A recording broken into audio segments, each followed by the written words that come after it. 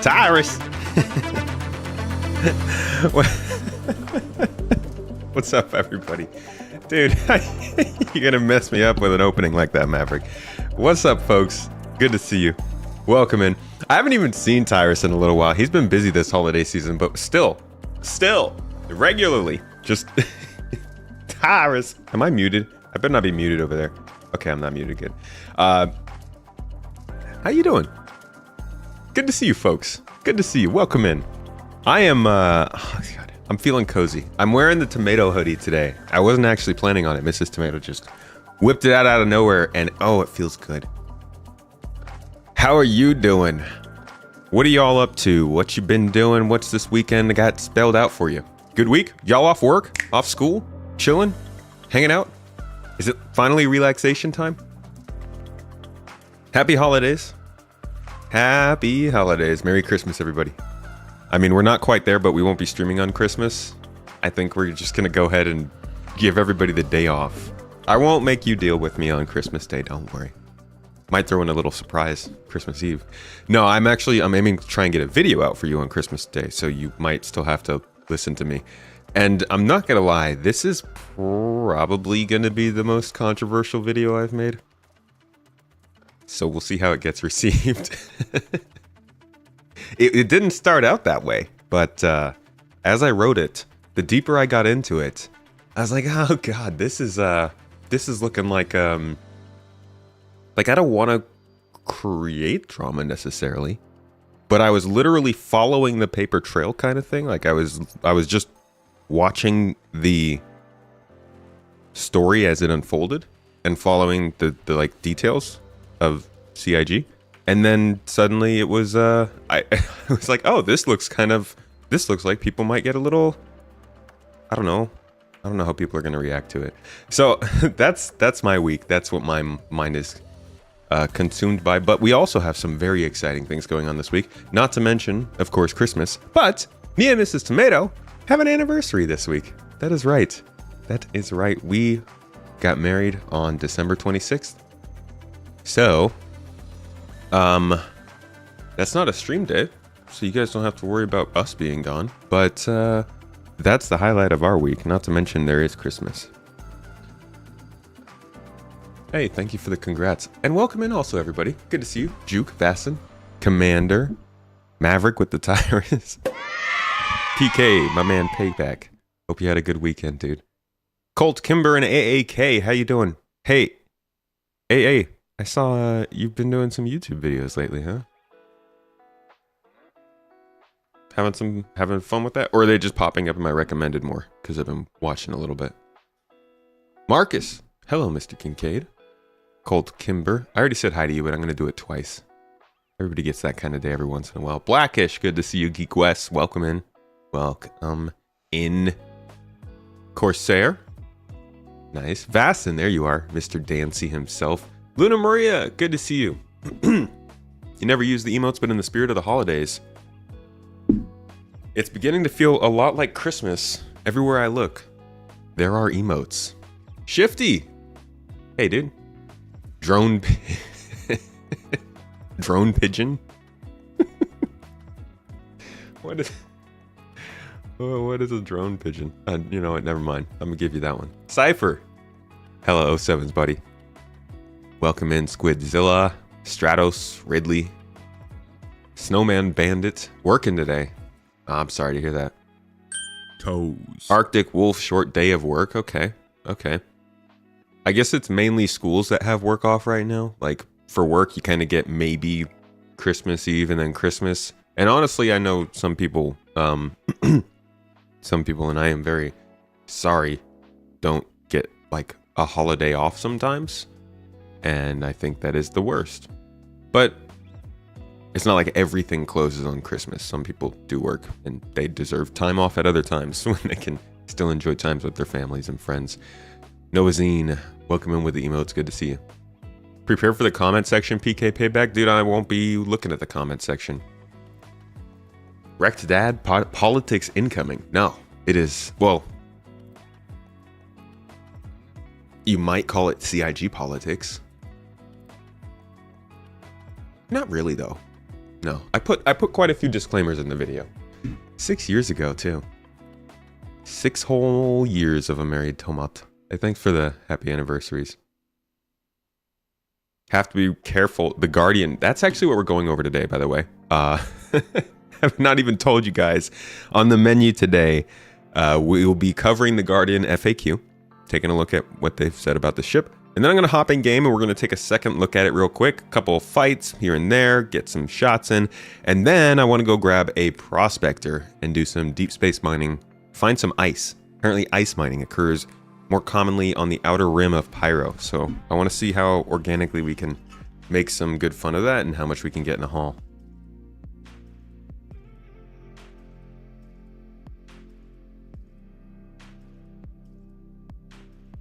Did I see the new exploit? People have billions now. It's insane. Really? People have billions? All right. Another wipe. Get it going. Let's do it. Have I heard about the jail problem? People getting trapped in jail? Yes. You just posted on Spectrum, but you asked if the new direction they are wanting to take on releasing content out faster, if it means ships will come out as soon as they are complete. No, I think they'll always time ships based on when they, like, they'll just set a schedule, and if it completes early, they'll wait to release it when it works best for them. When it comes to funding, always consider the story's a little bit different on that than the stuff that has to do with, like, development. PK, you got Christmas and New Year's and all the days in between off. Very nice. You gonna be in game? You want to hop in a little bit? You want to chill on Discord, play some games, dude? I think I might actually jump in for a little bit of Halo during the holiday break session. Hey, Saf. Doing well. Thank you. Hope you're doing well today, too. FedEx never sleeps. I'm sorry. I'm sorry, FedEx. Weleos. Hello. Welcome in. They banned the last people who exploited dupes and such the most, so maybe they'll just ban people and do a wipe. I mean, fix the exploit too, you know. ICE didn't pay well enough, huh? Well, it's a great sci-fi trope, so we'll do it just for the funsies, anyways. Funny that we're mining ice by. I guess it's not funny at all. That's how it would work. You mine ice with heat. Yeah, Drazen. You heard Halo, that's right. You gonna hop in, dude? You gonna re-download it if I play? Maverick, PK? You guys all down that way? We got a Halo group right now? Is that gonna happen?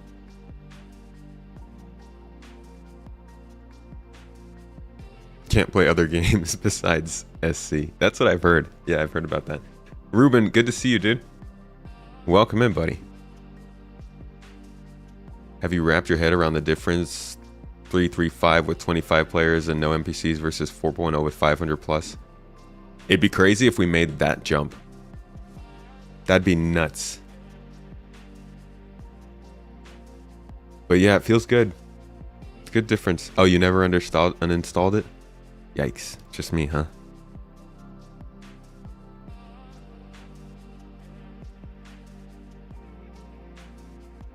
Used to be a big Halo player during 3, Reach, and kind of fell off with 5. Yeah, I think that's the story for a lot of people, dude. A lot of people fell off during Halo 5, really. Halo 4 and 5, and Infinite, I think just the last 10 years, basically, have just bled off Halo fans a lot. It's still, we're all still floating around, like we're hovering around, kind of jumping in, trying things out every once in a while. All they need is just a good game. Don't ban them, instead thank them for finding the exploit. I think you reward someone for finding an exploit if they turn it in as the exploit, but if they use it, if they keep it's like that's like in the real world, like companies will reward hackers for finding holes in their security, but they don't. Then if those hackers use the holes in the security, it's like, well, hey, maybe we're not going to give you money for that. Halo is one of those franchises you regret missing. Always loved the world building. Dude, there's something about Halo that it's strange. It's just a kind of, I don't want to say generic FPS, sci-fi FPS, but it's not insanely unique, at least in today's world.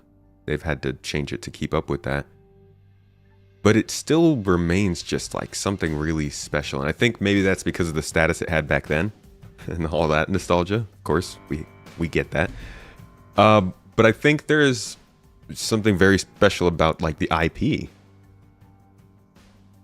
The fiction is really freaking good. The way it rolls out is super good. The setting, the whole super weapons, the fact that humans are not the strongest, it's not that uncommon in sci-fi. It's actually really popular in sci-fi. But not many good sci-fi stories get well adapted to video games, I think. I'm starting to look a little bit more into this game Exodus. I'm going to make another video covering that. And I'm starting to see similar ideas. Like Exodus is also the kind of game that is trying to translate a very space opera story that doesn't normally get into video games that much into a video game, and it looks like they might be able to pull it off. So I'm excited to see where that goes. But I think, yeah, that did a good job with Halo. Squadron 42 might be another attempt at something like that. I don't know if it'll do it, but it is a new IP. It's built on a lot of new information that they're trying to build out for a sci-fi opera environment, but to translate into a game. And we all know Chris, that means we're essentially seeing an interactive movie. Yeah, those Halo soundtracks are great.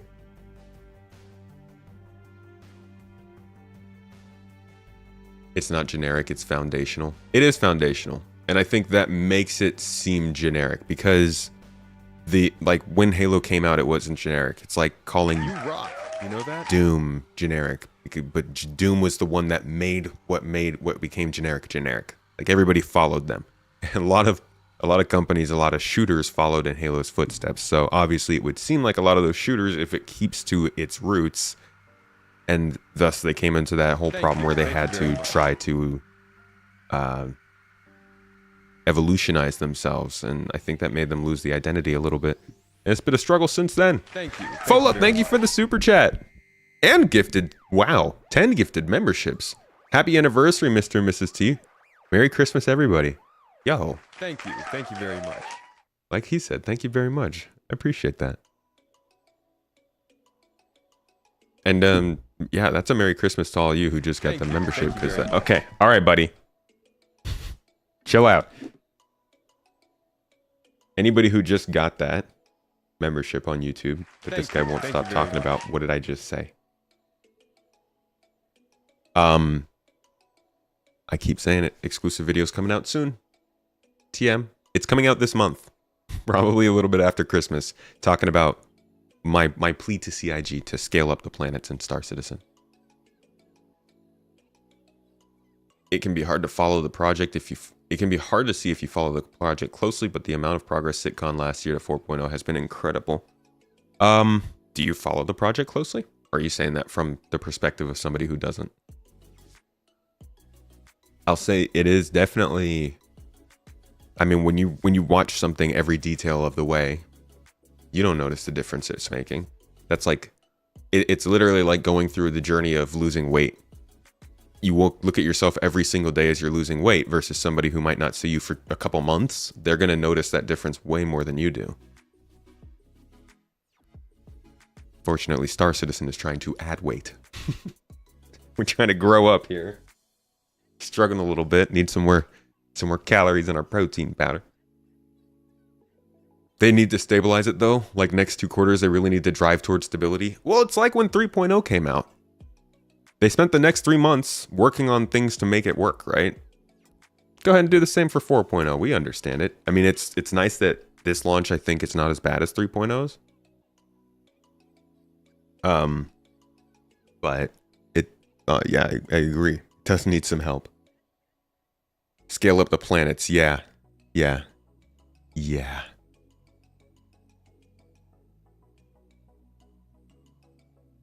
Star Map now versus Star Map December of 23. Agreed with you there. Watching SC advance is like watching hair grow. You didn't notice it till it gets messy. I love that one. When do they plan on disabling PvP?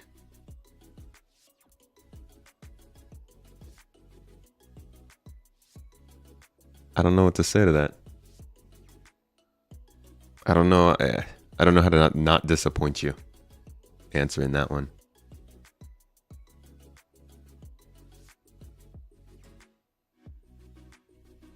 I mean, we could definitely do some Halo Infinite, guys.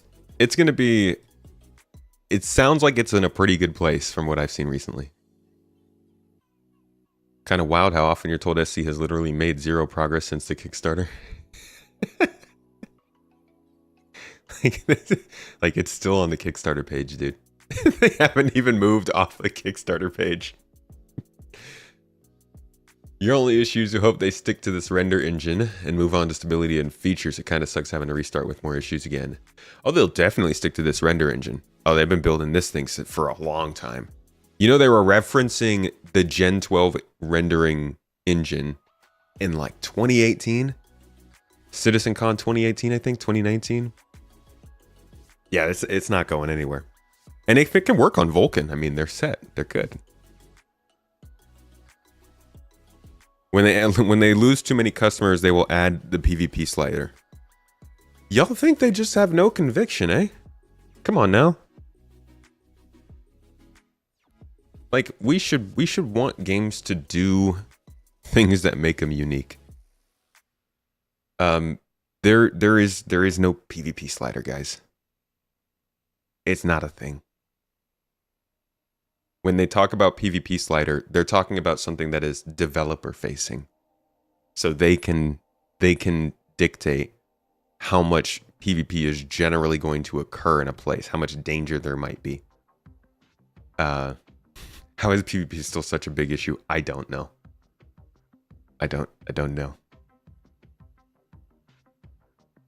Yeah, exactly. It's the idea is like they're building areas that can and cannot work with certain types of gameplay. If they increase the population even further of servers, they should also increase space stations in cities. If not, they will not accommodate those people. Why would they not accommodate those people? Why could those space stations in cities not just be larger?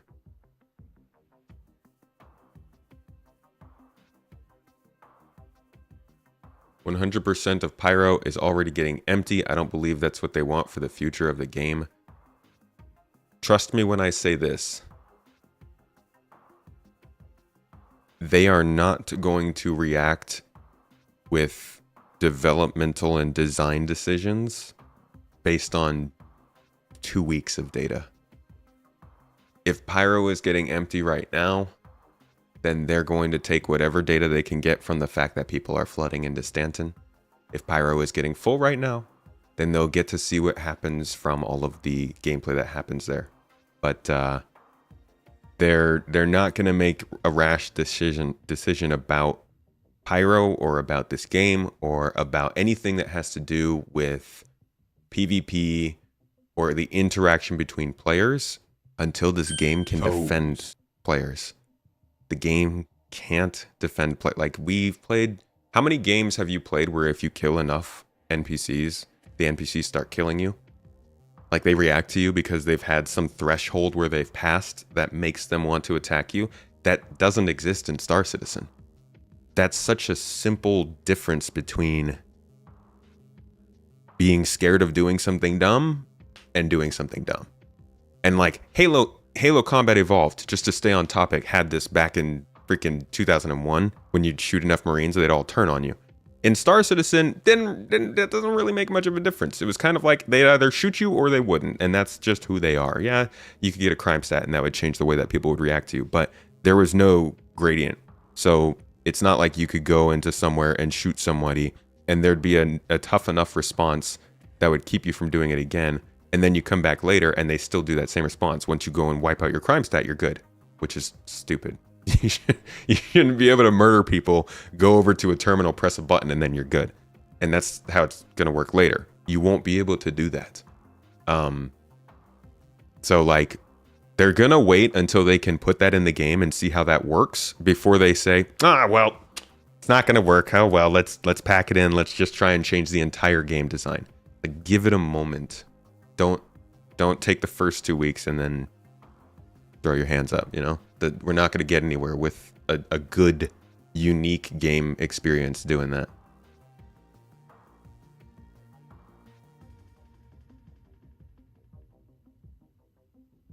You can't say it'll only get worse later because you have no idea what's coming later.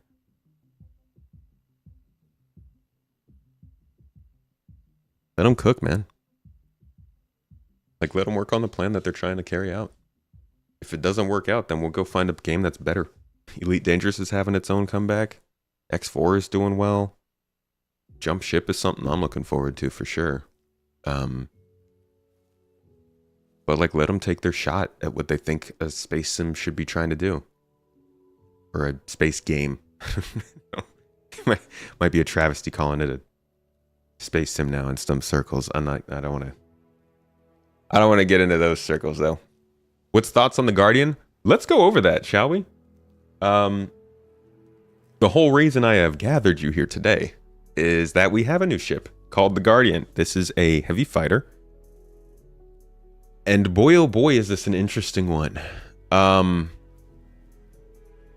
Let's say that you wanted to have a ship that you could take into multiple star systems and sort of live out of, like you were doing just a normal gameplay through. You know, maybe you want to go and loot some places and do some stuff like that, so you need some extra armor and do maybe a little exploration on the side, just like a general purpose ship, but as a mercenary who takes jobs as you're going. Feel like almost like almost Slave One, not quite.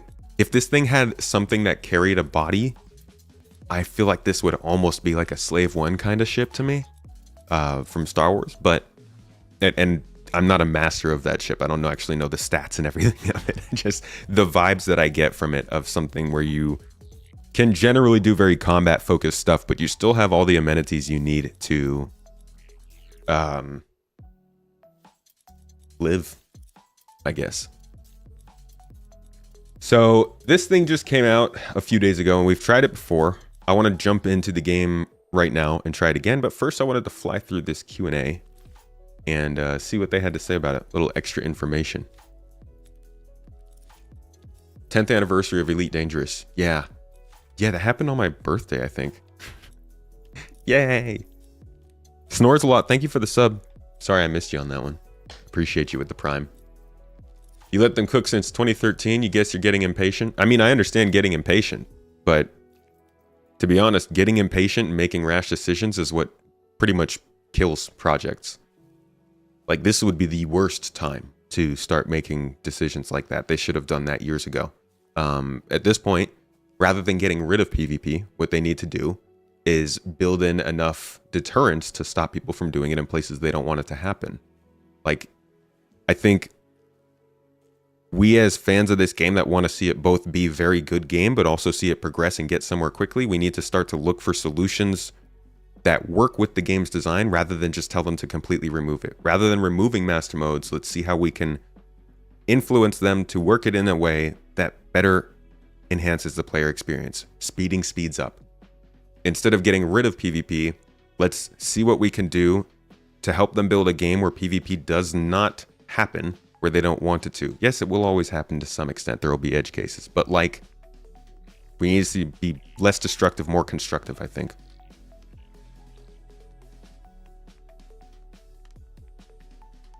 Cuddy Blue and Zeus MR are one and all bounty hunter ships for 2 to 3 people. Right, I'm looking for that one person.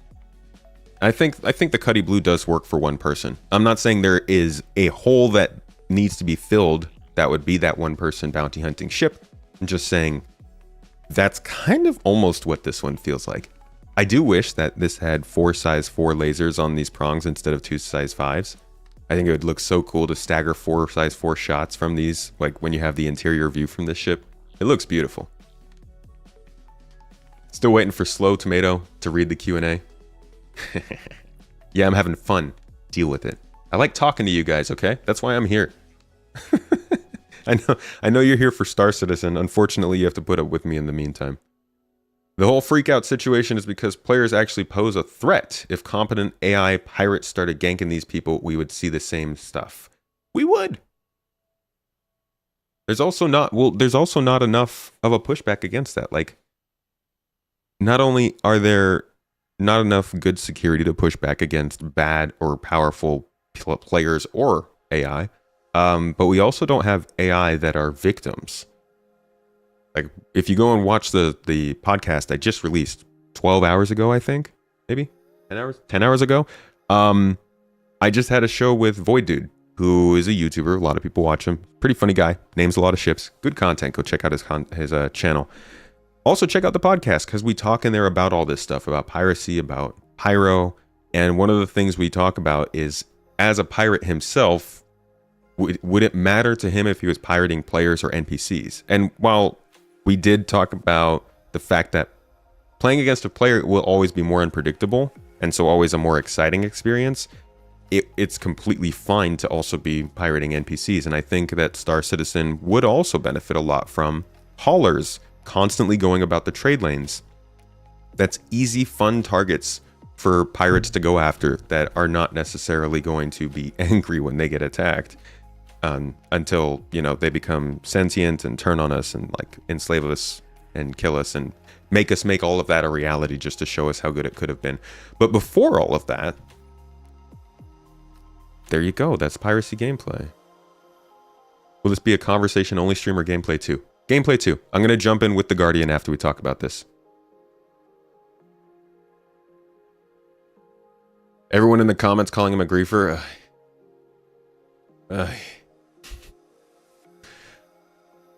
I haven't gotten to look at the comments yet. Lordy.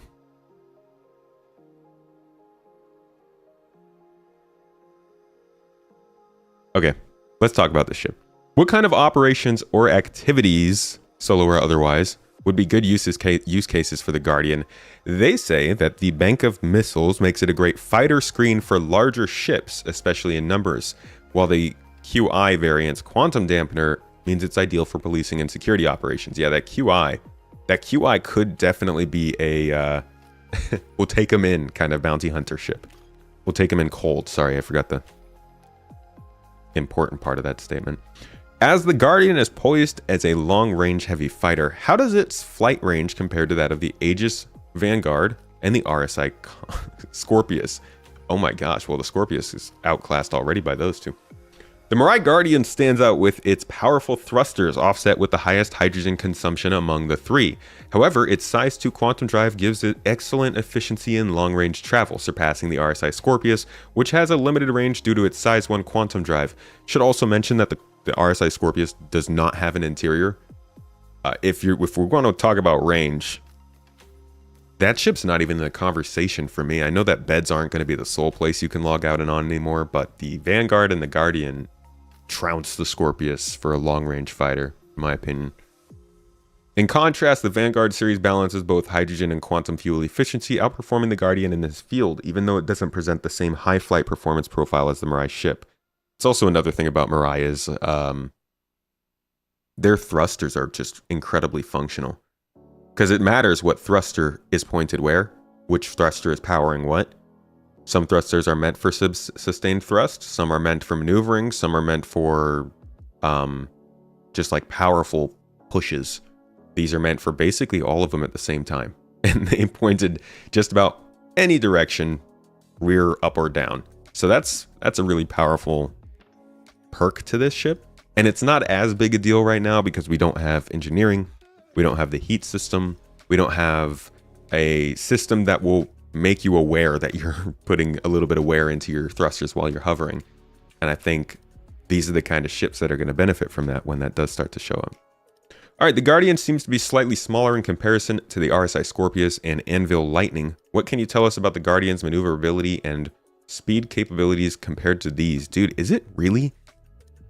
It's smaller? Are you kidding me? This thing is smaller than the Scorpius? How do they do that? How the freak? freaking heck do they? This ship blows my mind. I don't understand. There's so much space inside of it. Is that just Mirai or just tech wizards? Is that what it is? You're thinking of buying this game? Do you do it? Anthony, my friend, I would wait. I would actually wait until February. The game's probably going to be free to play. And there's going to be another update that will make it a little bit more stable than it is right now. So what you do experience will definitely be a better first impression. I would give it a couple months. And I'm sorry if you were looking forward to playing it right now. You totally can. You don't have to listen to me. That's just my suggestion. You'll still have fun if you jump in right now, but right now it is rough. Just had a big patch. They're away for the holidays. And you have to buy it. In February, you can probably play it for free before you do buy it. And I think that's a better way to get a chance to see if it's right for you. You play solo 99% of the time, Lucid, but it doesn't bother you that you'd need help for some things. Listen, yeah. I'm not a PvP player. I'm not a pirate. I'm not into combat with other players. I don't like ruining people's day. Okay, I think a lot of pirates need to understand that you get to do piracy in this game, and it's going to be fun, and sometimes it's going to suck. Whatever does happen, you are probably ruining somebody's session. And again, I'm saying that's part of the game. That has to happen. Okay, we have to fail sometimes in a game for the successes to feel better. So you're going to get hated for that. And that's part of the deal. I'm sorry. It's not, you're not going to somehow get celebrated for being a good balance to the goodness of the verse. Like, you're allowed to do what you're going to do, but also expect people to not be happy about it. So that's one thing. But also, I think people on the other side of it need to realize that it's not just pirates. It's not just PvP players. It's not just people who want to do the combat that also want those things to exist. I'm, again, not into those things, but I still want that to be a possibility, because I want there to be a star system that when I think about going into it, I'm like, oh, I got to be ready for that. I need to really go XLR. Really? I can't even push my bleep button anymore. But like, I want there to be systems that I'm scared of. I want there to be areas that are risky and ways that the game plays in certain places where we have to consider things differently as a solo player, as a player that's in groups, as a player that is probably likely going to get targeted a little bit more at some point. I'm for it. I'm here for it. It makes things interesting.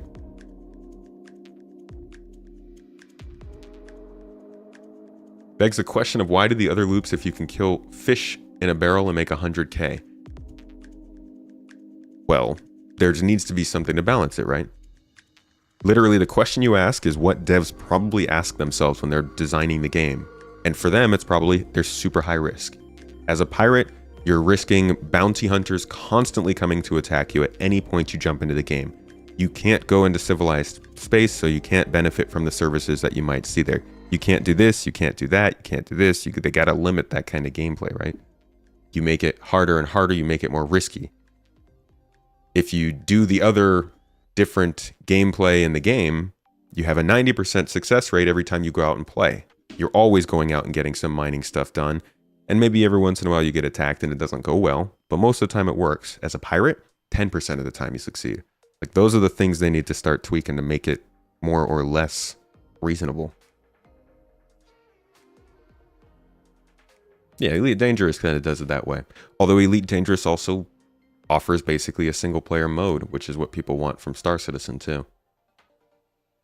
And then that's when, and I'm sure it will pop up in chat in approximately 5 to 8 seconds, single player mode is Squadron 42. Or even better, Arena Commander. Once they add that Horde mode to Arena Commander, oh boy. Oh boy.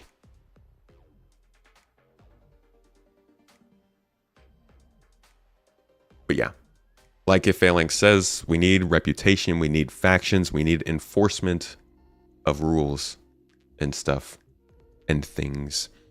All right, back to the ship. The whole reason we came here. Sorry, I got kind of caught up with the whole Scorpius being bigger thing. Among the heavy fighter class, the Guardian stands out as the most agile, offering excellent angular velocities and accelerations. Those are thrusters we were talking about. Additionally, the ship presents a more spherical linear acceleration profile, enabling high G capabilities along both the vertical and lateral axes. In terms of speed, the Mirai Guardian is one of the fastest in its class. However, it still falls short of some of the other heavy fighters like the RSI Scorpius. I am amazed that the Scorpius is bigger, but I mean, it may at least make sense that it's faster because it's definitely more nimble. This thing has so much inside of it. I still can't believe that it's bigger, but I'm not a heavy fighter person. If this thing is nimble for a heavy fighter, it feels slow to me. I feel super sluggish in it, but I understand that's because I'm used to smaller fighters when I do fight. Like, I like a Hornet, you know? Or a Saber. How does the Guardian's armor compare to its competitors? Are there any other special defensive capabilities? It's on par with the average standards of its class, offering durability that meets the expectations of heavy fighters. This resilience allows the ship to engage effectively in close combat encounters without compromising its performance. Okay. What are the advantages of using this over a gunship? Okay, this is kind of a design question. I like that. Heavy fighters are typically crewed by 1 or 2 players, whereas gunships are often require a larger crew. Alongside this, a heavy fighter usually has the majority of firepower in its forward direction with a secondary turret, whereas gunships tend to have more 360-degree coverage of fire. Hey, you notice how they weren't like, well, we're making all the content for the gunships, but not for the heavy fighters. We don't like solo players. I'm sorry. It's a little mocking, but like, these are the kind of important questions that tell you that they are not splitting out solo player gameplay. When they say, these are the 2 ships and they're very similar, the only things that really separate them are how many players are on them. They still go after the same kind of gameplay.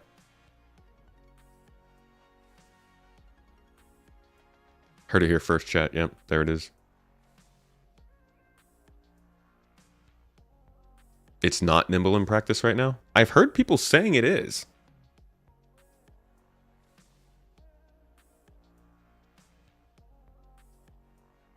Solo players still need more ship progression, especially for industrial gameplay. I mean, we don't have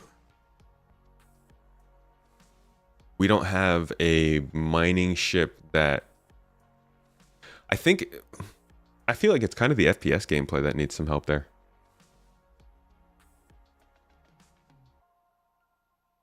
But we don't have anything for mining above the mole, but I guess that wouldn't really be for solo players, so.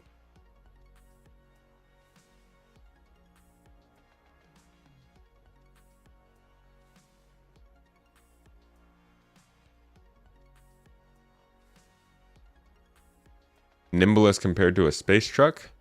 Feels sluggish to you, but you also typically fly a Hornet. Yeah. We're exactly the same there. So, I don't know nimble, what that might mean. But it did feel, again, it's a big ship to me. I gotta see this next to a Scorpius, man. That's crazy. Typically, ships equipped with guns up to size 4 have been viewed as the natural adversaries of dogfighters and heavy fighters. As the Guardian's S5 weapons seem like they might be slight overkill in these matchups, what is its intended prey in terms of combat? Can the Guardian be considered an anti-capital or anti-multi-crew ship? With the size 5 guns, they say, the Guardian is designed to take on larger threats such as multi-crew ships or heavily armored small craft. Like a Terrapin.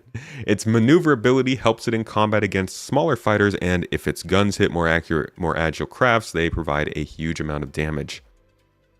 Oh, I want 4 size 4s on this so badly. This is a story. This is a very good lesson in how a silhouette for the same ship can look entirely different. Well, not entirely different, but very different. Can we get, hold on, let me pull up the silhouettes from this ship. Because we were struggling to figure out if this ship was the same as this ship. I think a lot of people were confident one way or the other. I'm not saying everybody was confused by this, but obviously we had the original silhouette from 2023, and one of the big kickers here is like none of the other ships that were on the 2023 silhouettes were on the 2024 silhouettes. So it was like, is it like, it's probably not it, because they have to be bringing in another ship, but this is the same ship. And I don't know if anybody pointed this out, but a very clear difference between these two pictures is one has landing gear and one doesn't. And so you could point out that the ship might translate or might transform when it lands, and thus we're looking at the same ship just in two different formats. And so it's, yeah. Is it? Yeah. Is it not? It probably had a couple of tweaks, a couple little things here and there that are sticking out. But again, I don't know. Maybe it's the angle. Somebody's going to have to line this ship up like this in game now and see what the angles look like. But those silhouettes, they can really throw you. So when I go back to the silhouettes we saw,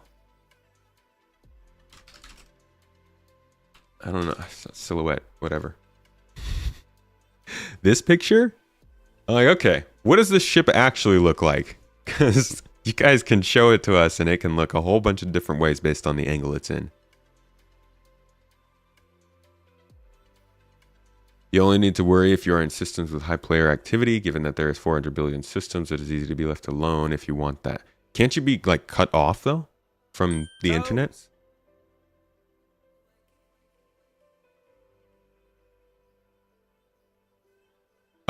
They both of the ships look the same. I'm pretty sure the variant and the regular Guardian are the same. Just in the back, the regular part of the hull is replaced for a for a interdictor or whatever, tangle or detacher, something, tether. This is just, it looks different when it's landed. All right, can this size 5 guns be customized or swapped out? Yes, they can. Are the weapons on gimbals? The guns are gimbaled with a firing arc of -15 to +15 in both pitch and yaw. Is it everything gimbaled now?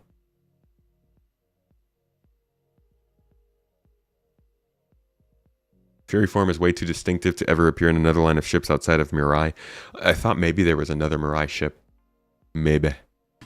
What will the Guardian fit in? Both Guardians are 25 meters in length, 17 meters wide, and 8 meters tall. So a ship would need 25 by 17 meter cargo area with an entrance larger than 17 by 8 to squeeze the Guardian inside. That doesn't answer our question, CIG. They're like, experiment. The Guardian has 2 elevators, one leading straight to the cockpit and one to the rear. If you lose your power, how do you exit? When the power goes out, the elevator and pilot seat will work under battery power, so you won't get stuck. What if our battery dies? Oh, this would have been a much better picture for the... What the heck? I didn't know this picture was... Dude, they need to have a page where they post all their shots. This is a beautiful shot, too. Can I save this? Can I grab this one? Can't I freaking grab? Can I have to go through the console? I'll get it later. So nice to finally have NPC AI that doesn't suffer with the dreaded T-pose. Yeah, they're talking now. But they're talking from chairs.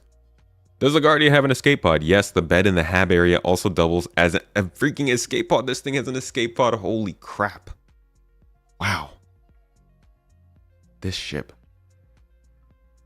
Parts of the chassis throughout the ship's exterior are covered by what looks like armor plates. Do these plates serve any defensive purposes, and have they been strategically placed to protect the vital ship components, or is the design purely aesthetic? Dude, it looks really good. The armor plates you point out are purely aesthetic, however, the Guardian's wings provide an extra layer that enemies need to shoot through before they can hit the ship's hull. So, like... So no? Which one is it? The armor plates are aesthetic, but they do provide extra layers to shoot through. So then it is armor, right? Are they just trying to say that it's not built to make it appear extra tanky? Or are they saying it's not constructed like armor, so it won't be super defensive, but they still have to shoot through it?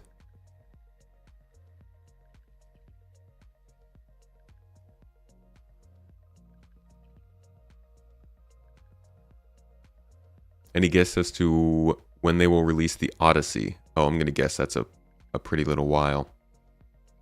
They don't provide more armor. You can also just shoot it from the front or back and ignore having to destroy the wings. Yeah, of course. The wings are extra armor, but not the plates. Oh, are they like... I thought that's what they were talking about.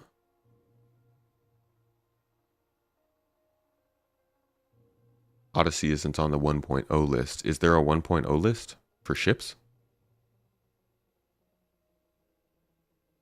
Okay, I didn't realize they were talking about some additional plates. I thought by plates they were talking about these pieces of the arms here that block the ship. So the armor plates aren't armor, but the wings are armor. The diagram from Sitcon. Oh, we were told that's not the ships they're releasing. That's not accurate.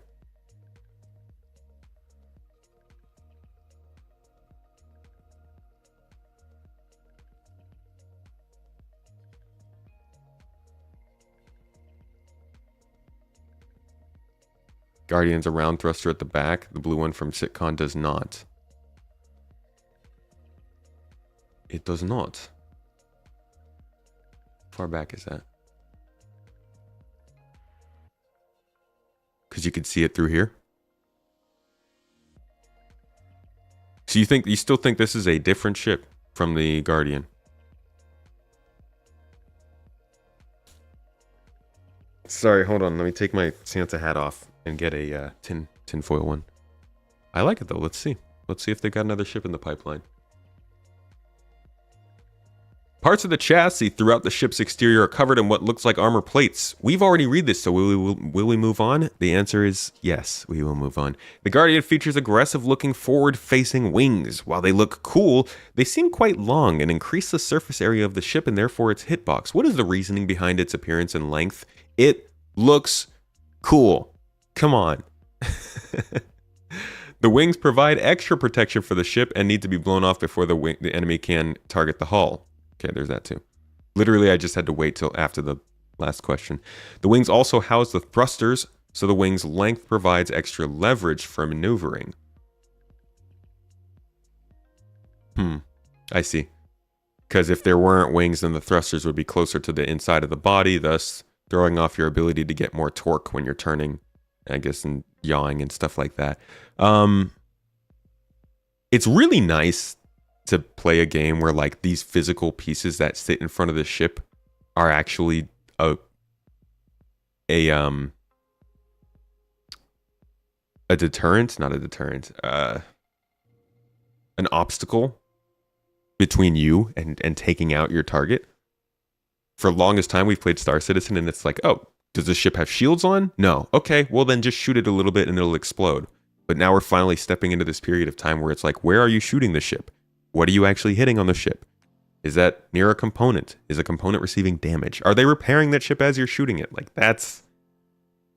Ooh, boy.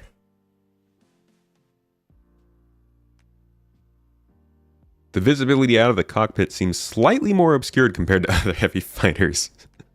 Only slightly, just these gigantic wings. The pilot's visibility is excellent up and down.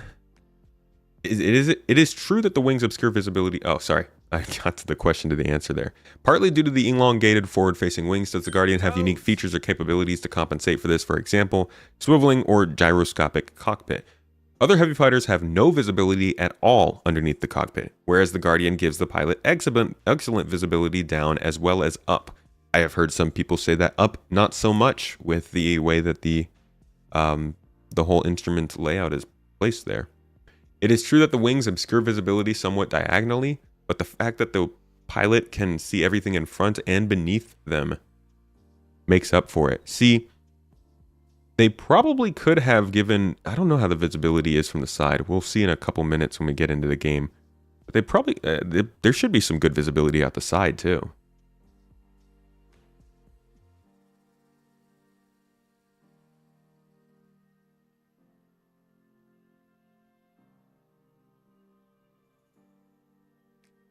The panels in the middle are transparent.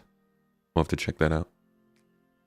Will the Guardian have any advantages? The QI have any advantages or disadvantages over the base Guardian, such as weapon or shield loadout? No, it is identical to the regular Guardian. Aside from the addition of the quantum dampener and upgraded power plants, however, it does incur a small weight and cost penalty.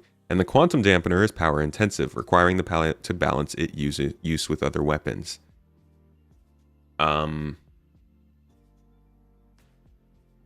Yeah, so these things are going to start to matter a lot more when engineering starts to matter more.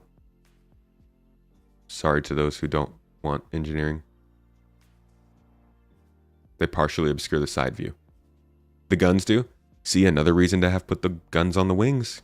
Come on now. I know, you shoot off the guns, it doesn't have... You shoot off the wings, it doesn't have guns. You shoot off the wings, and it's basically a cockpit, okay? Like... I don't care. If you've lost all your wings, you're kind of screwed anyways. Take the escape pod and get out of there. They should have put the guns on the prongs, on the wings. I'll die on that one. It would have looked sick. Will the added quantum jammer affect the Guardian QI signature or flight of performance? There is a weight cost incurred, so flight dynamics are affected slightly. Again, something to consider when you're picking up a ship. Weight will matter. So get the ship that flies how you want it to. When the dampener is active, the ship's signature is increased due to the increased power consumption. Makes sense. How will the dampener impact the Guardian QI's energy consumption compared to the base Guardian? How does the QI intend to support this on top of its existing systems? The quantum dampener is power hungry, however, the QI comes with better quality power plants to compensate.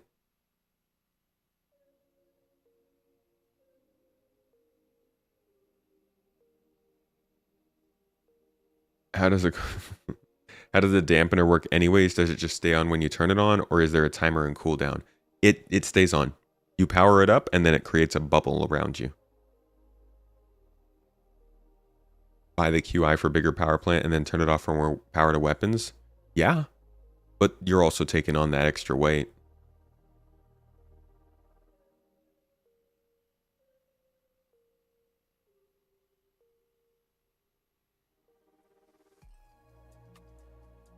Power hungry. What are some good use cases for the Guardian QI? It excels at engaging larger targets and preventing them from fleeing. That's gonna be really big. I think that's a role that's a bit of a sleeper role right now, because the way that Star Citizen is going, it's gonna take a really long time to blow up a large ship. And I think a lot of people are going to take their large ships out and get into hot water, not expecting other more prepared groups. Because right now, God, we're not playing Star Citizen, right? You find people out there in a Polaris scooting around as a solo player. By the time we're playing what this game is supposed to be, I think that would be crazy. Because it's just so risky. So I do think that there's going to be at least a period of time where people are flying large ships, even if it's in a small group, just a less efficient group than other people. And battles are going to end a lot of ways, or a lot of times battles are going to end by somebody quantuming away. So I think ships like this are going to play a big role during that period of time as people start to understand more how these combat scenarios work out. And people don't want to lose their fights. They want to plunder the booty. You don't understand the usage of escape pods. When you use one, are you just flying around in space waiting for a friend to come get you or be blown up? Not just a friend, anybody really. You probably have NPC recovery, player recovery as well. But yeah, the idea is if your ship is going down, you either go down with the ship or you need to jettison from it and call for a pickup. Or, repair your ship. Get it back into working condition. Like, you could always crash your ship on a planet make a small base there, find enough resources to build out a little base on that planet, and repair your ship and fly away and never get picked up. Maybe. That's my own speculation. But it seems like that's the direction it's going. Hello, Roland.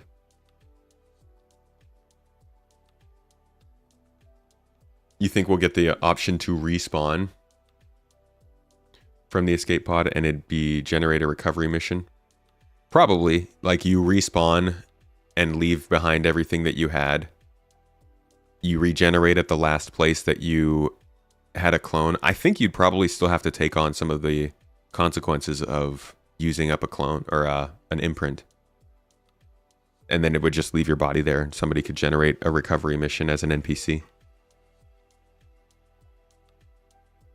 Love the synthwave intro on your videos. Thank you. Which video specifically is that? You mean the streams? Love these streams, man. I love that song. That song's such a banger. Like this whole community loves that song, so we will we will always support that one. Back to the ship. What advantages and disadvantages does the Guardian QI have over, for example? People are really like, make me want the Guardian QI. Please. They said it requires the Antares requires a co-pilot to use the quantum dampener, whereas in the QI, the pilot controls everything, including the dampener. So that's an interesting one. There's a couple angles to look at this. You could say they realized the problem they made with the Scorpius, and so they've fixed it. Now the Scorpius is disadvantaged. You could say they want there to be a freedom of choice in type of ship, so they made one of these ships that takes 2 players and one that takes 1. Because for extra context on that one, I do get that. If you normally go out with a friend, but you want to go out with a buddy today, it's nice to have a ship that you can take a friend with, even if it's not something you necessarily require. You sometimes just want to play with friends, and sometimes don't. So you could say that they're trying to make different ships for different types of playstyles in the same genre of gameplay in Star Citizen. You could also say, oh, now they have to go back to the Scorpius and remake it. There's a whole bunch of ways to look at this, but I do think it's nice that at least there's choice, and there are reasons to pick one ship over the other. Hey, what's up, Avenger? Good to see you, dude. How you been?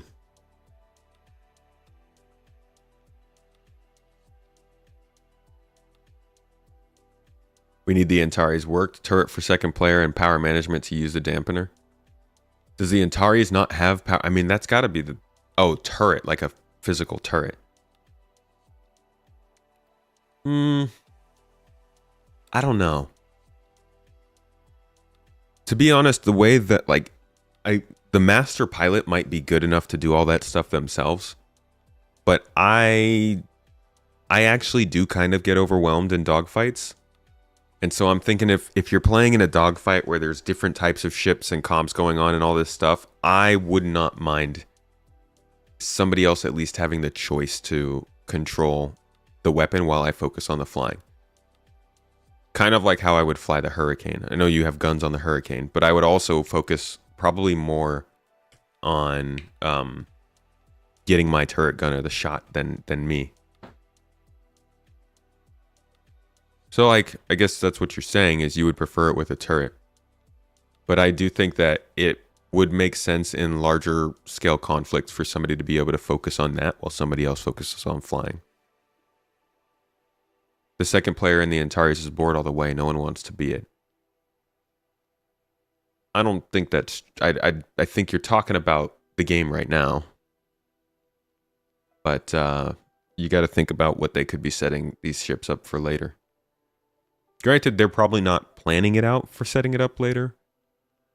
But once they look at it, they can make content to fit it later.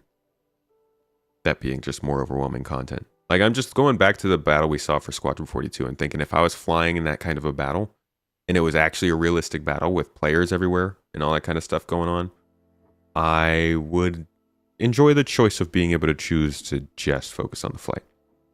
Another ship that is intended to be a direct competitor, I didn't finish this answer, sorry. The Aegis Vanguard Sentinel has an EMP and is designed to work with other ships. Since it trades off offensive power for its electronic warfare abilities. It is tough to compare the Guardian to the Sentinel, but I would say the Guardian would be much better on its own, unsupported. Another ship that is intended to be a direct competitor to the Guardian QI is the Cutlass Blue, which has dedicated pods for bounty hunting purposes. Oh, I didn't know this. The Blue was an intended competitor. Will the QI have bounty hunting pods for any other features that will give it an edge over the Cutlass Blue? Maybe it could have used a pod like the Hawk has. The QI is not intended for bounty hunting. Well, there you go. When bounty hunting, you generally want to keep your target alive. Nonsense. Not where we come from. Which is why the Cutlass Blue has the pods. The Guardian is designed to keep enemies from escaping, but then to kill them instead of capturing them. Damn. Dark. If that's what you want, wouldn't that just inform your decision to just get a Scorpius or Hurricane? Ship differences are fine, I think. That's what it feels like. You're in a large organ, no one wants to be the Antares gunner. I mean, nobody wants to be a lot of things in Star Citizen right now. Let me introduce you to my friend AAK. Medic beacon enthusiast. Oh. Bo Deadly, thank you for the sub, my friend. Appreciate you at that tier 3 for 2 months. Wow. Awesome. 6 months actually.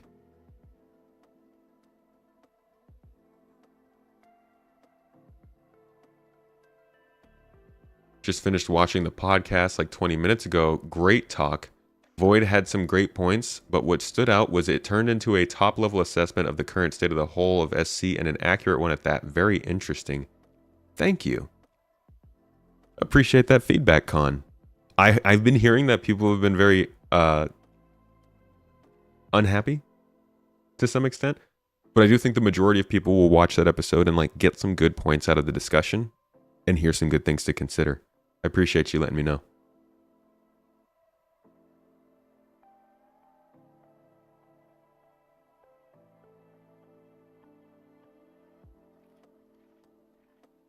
Log into the game, everything is broken, get frustrated, log off, spend the next hour and a half scrolling through RSI webpage, classic Star Citizen streamer experience. See, that's why I'm different. I'm not the classic Star Citizen streamer. I started on the webpage. Yes, my friend Revolutionary. We started here, we're previewing the ship, and then we're jumping into the game to try it. It's a new thing I'm trying. I don't know. Tell me how it is. Tell me how it's going. All right. Continuing on, what exactly is the dampener located, and can I access it from inside the ship? The quantum dampener is on the spine of the ship in the rear, and it is not accessible from the inside. That would make sense. I wonder if you're going to have to like repair those, or if they'll use resources besides power or something. Okay, so now that that's done, we can jump into the game for the true experience. Oh, we're now jumping into the classic Star Citizen experience. So I'm going to check out the Guardian. We're going to kind of put some of the things we just listened to the test, do a couple fights, see how it's performing, how the visibility is, all that kind of stuff. Oh yeah, we got a giveaway going, by the way. The old birthday giveaway with the Intrepid game package is still up. If you want to get in on that, gameplay. I keep telling people, stop making me play video games, man. It is kind of funny though, because he's right. A lot of people do start by playing this game and then end up not being able to, so they go and they do other stuff. I thought I was in Stanton. Didn't know I was in Pyro. But I may have a problem in which we actually just like to talk about the game a lot around these parts. I'm excited to start playing it more though, as it becomes more playable. You really wish you could play when they combined the servers for 4.0. You got server locked and now you can't join. Oh. I'm sorry. Have you tried a repair, character repair?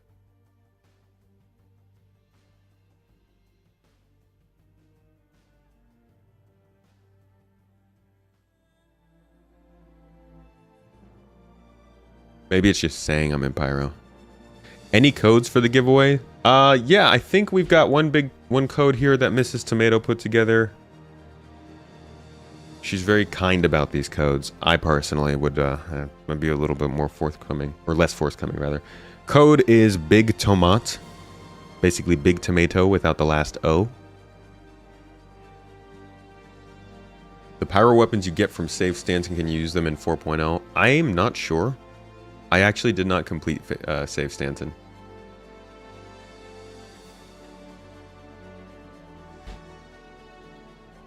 Six times you character repaired. I am sorry to hear that, my friend.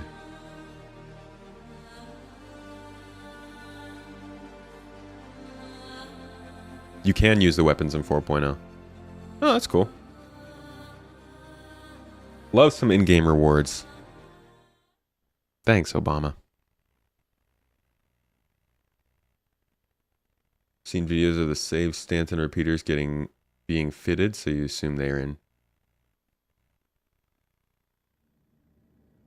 How can I not complete that? Dude, I've been busy. I've been busy. I actually was... I'm interested in it, and I hope somebody on one of those YouTubers out there puts up a good summary of how it runs the whole way through, because I don't really know the entirety of Save Stanton. December was such a freaking busy month of trying to cover news and things going on with the launch of 4.0 and IAE and Christmas. I just did not really have much time to take part in that.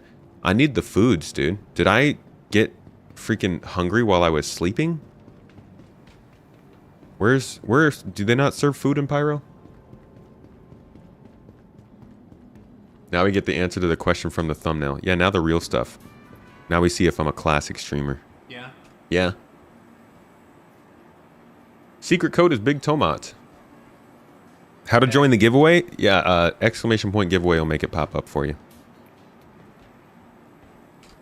Alright, let's eat before we die. Why can't anyone put things back where... Bro, the servers are running so much better. Can you just be happy for a day? Pretty much everything we got. It's a... Did my burrito just make an apple noise? Okay. Yeah. Alright, dude. Yeah? Hey.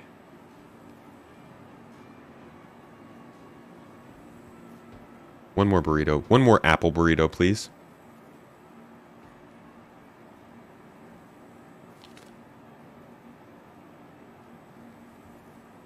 I'll take one to go. What? Most of the food in Pyro is like roasted rats and giant maggots. At least I know what the texture of that's gonna be. Why can't anyone put things back where they found them? It's not my job to pick up after. Alright, CIG, I've decided I don't like server meshing. These AI are annoying. Can we turn this off? Can we go back? Take me back.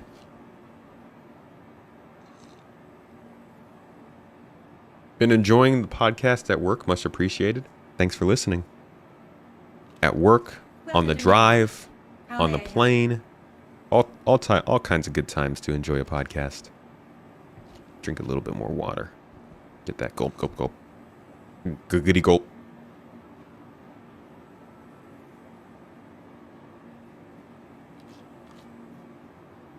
Hey, it's good to see you, Rev. Thanks for popping in. Can we get a shout out for the man?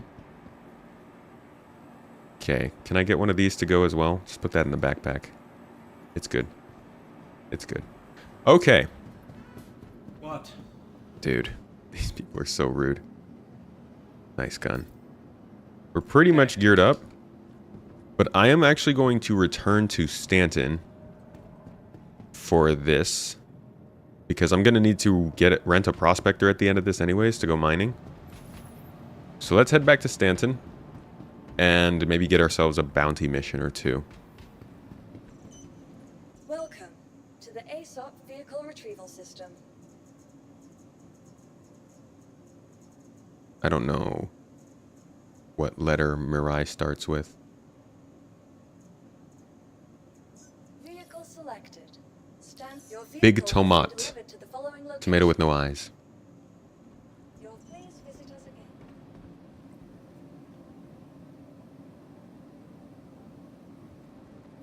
FPS seems to be doing well. In general, game seems to be performing pretty well. Oh. I need to click somewhere, not the lobby. You guys ready for another jump into Stanton? Dude, the freaking jump point interaction is... This is the wrong location. Is so good. It's so cool. Come on. Take me to the hangar. Looks exactly the same as 3.24.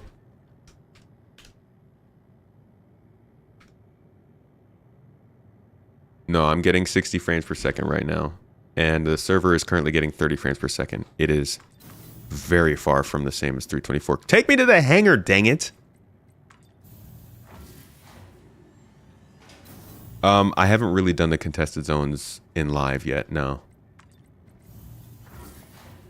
We're like locked in at 30 frames per second on this shard right now. 500 people playing. It's crazy. I just want to go to my hangar. Like, everything works, but what about my hangar? Let's try a different elevator, yeah.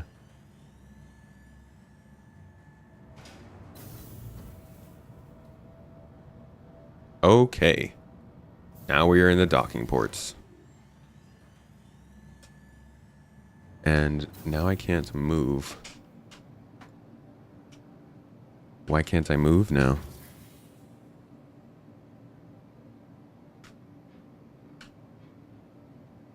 Why am I stuck? Says their name's Jen. Jan M? Sent a, is that Kofi or PayPal or Kofi? This is PayPal. PayPal sent a donation over PayPal. Thank you so much. Jen M. Jan M. And they said Merry Christmas, Space. Merry Christmas, Space and Mrs. Tomat. Merry Christmas to you. Thank you so much. Appreciate you. Merry Christmas, everybody.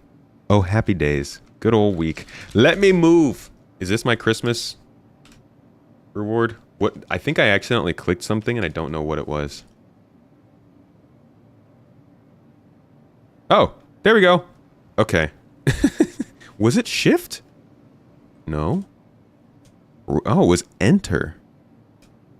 Oh, it's because I don't have chat up, so I couldn't see that that was happening. Gosh, that's annoying. Okay. Now we know. And now we can try a different elevator. Hey, I'm gonna use your elevator. Okay, bye. That's... Dude, you can just, like, come into somebody's elevator after they've left and go to their hangar. So store your ships, kids.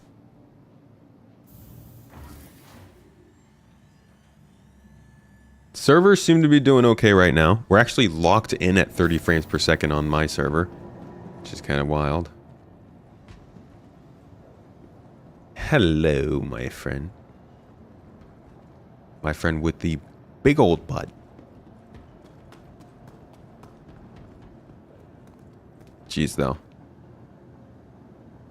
It's a very cool looking ship.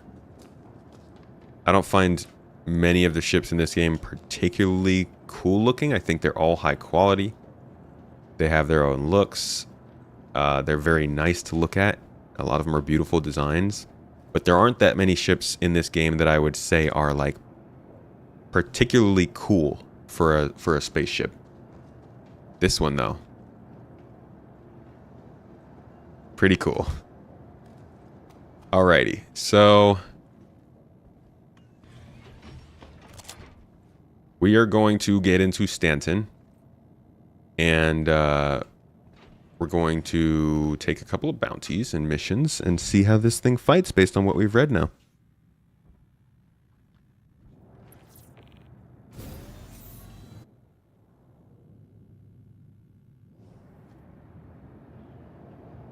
Ba-da-da-da, let me out.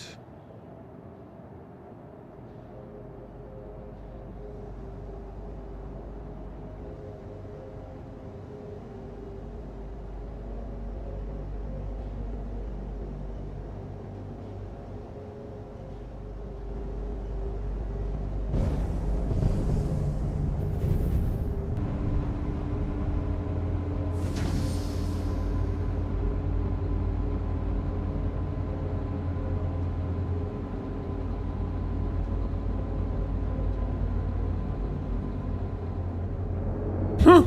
That was very aggressive.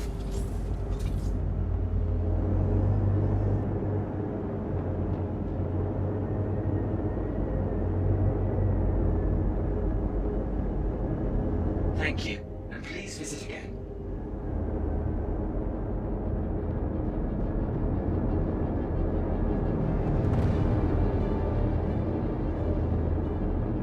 You got pretty good visibility out the sides. Like, the guns are a little bit there, but this visibility is pretty dang good. And yeah, those screens, that screen up there is transparent. Like, you can still see up pretty well.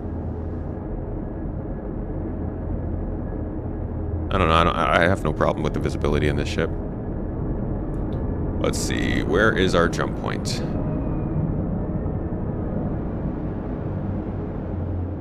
I see red over there. It's not over there.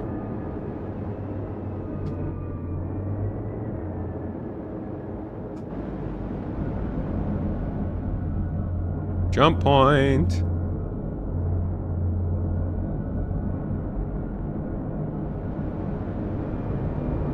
Okay, orient to the station.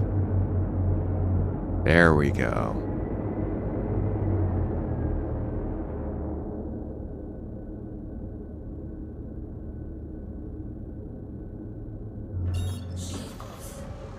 All right, let's head in. For anybody who hasn't seen a jump yet, enjoy.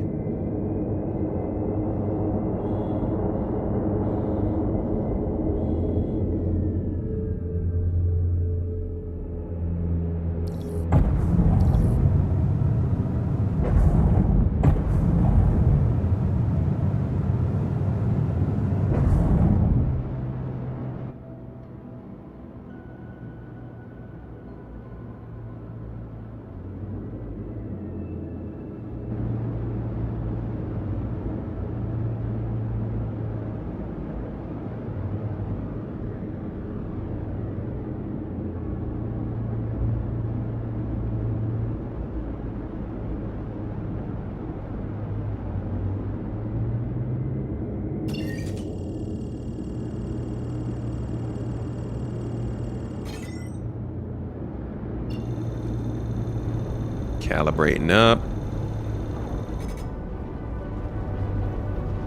Shall we open it?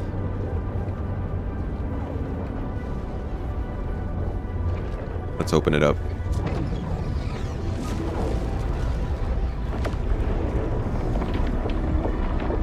I think we're missing a little bit of base there.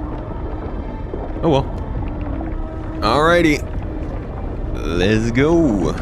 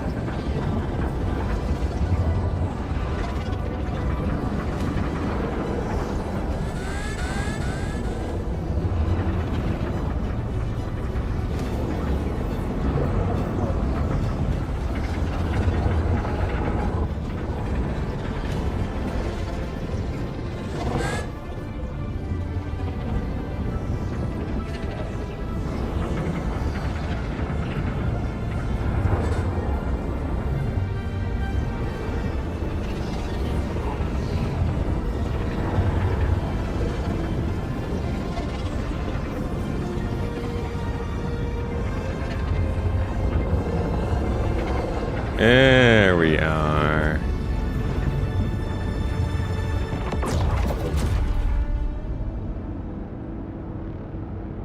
Why do I look like I'm out here in the middle of Pyro?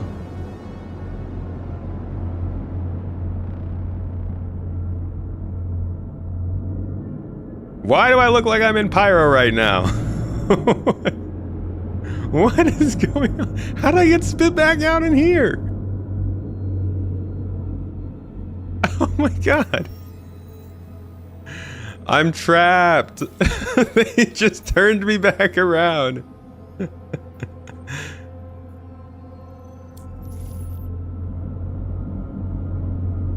All right, back we go.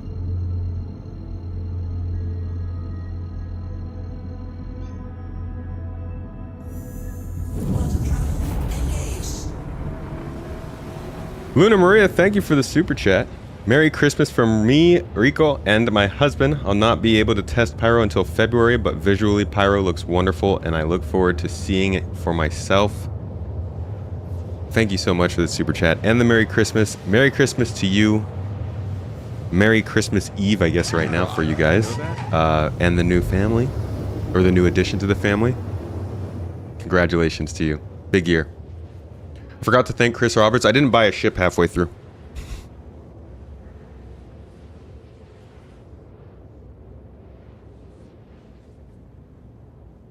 That would have been sick if I ended up on Nick's. Where am I going? Am I going to the... like, should probably be paying attention. Yeah, I don't know if I like hit the side too often during that jump or what, or if that was just another glitch going on right now. Like it didn't actually transmission to me the other system. And where did it take me now? It just randomly took me somewhere out in the middle of space. It's almost like it thinks I failed before we even got to the Stanton side of the jump.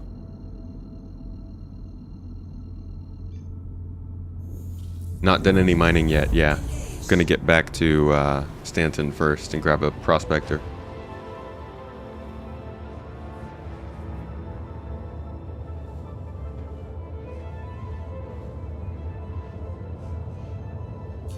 Bedlog fixed that bug for you? Do you think it'll happen again?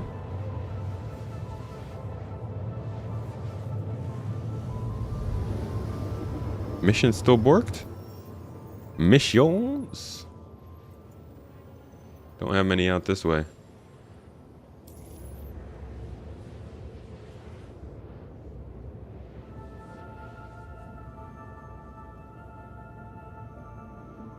Here we go.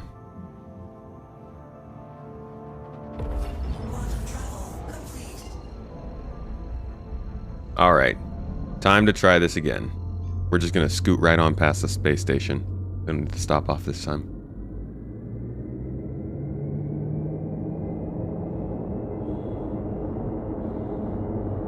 We're about to try missions over in Stanton. I'm gonna take a bounty mission or two, just to put this thing through its paces.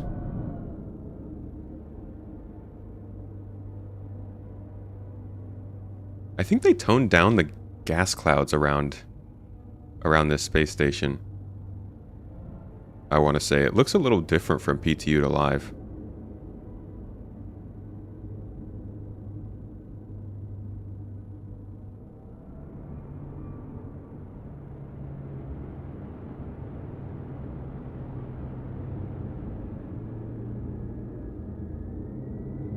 Blood in my head, blood in my head. Make me red out from blood in my head.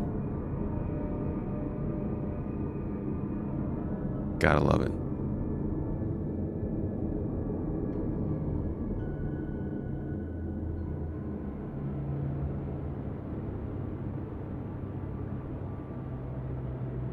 Alrighty.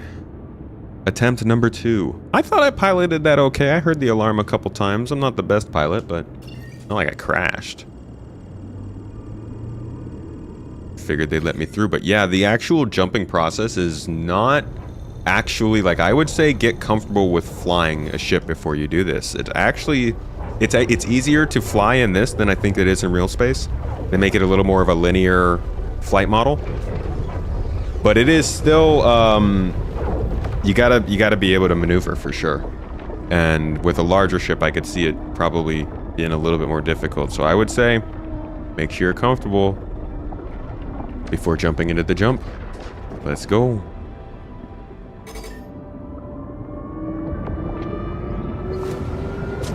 Now I'm gonna eat my words.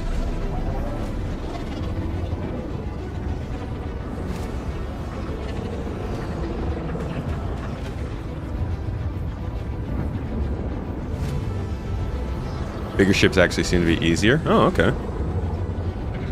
Maybe they made it very easy.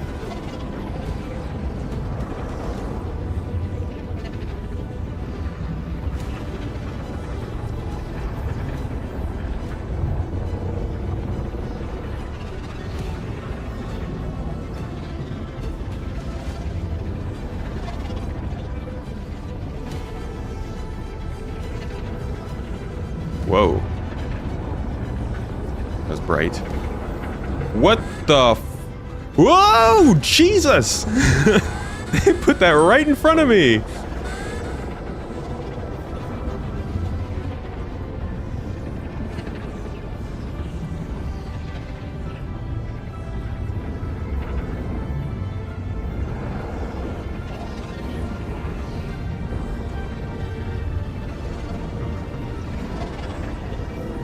Wow. Alright, please put me in Stanton. We're on the Stanton side at this point. Y'all got me put up. Gotta put me out there. Come on. Give me Stanton. No! Oh, God.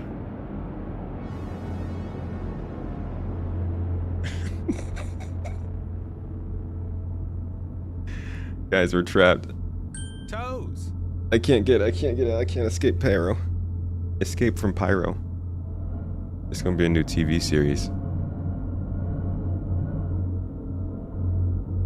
Well,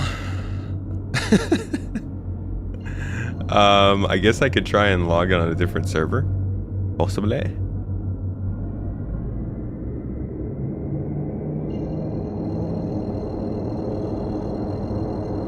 We've all been bamboozled, folks. We thought that they were giving us our... Whoa, hey, wait, hold on. I just saw we just flew past the station. We all thought they were giving us our second star system, but they were actually just replacing the first one. Stanton is gone. I'm sorry, everybody. You heard it here and saw it here first. All right, let's go. Let's head back over there.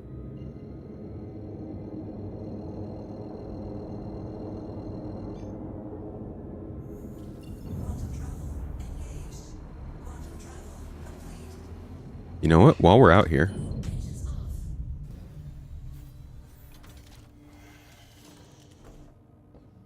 yeah, I think Escape from Pyro actually has a nice ring to it. Let's try the bed log. Docks at Port Olisar. This is the lost server where they took Port Olisar. Lie down. Lie down, you little snub.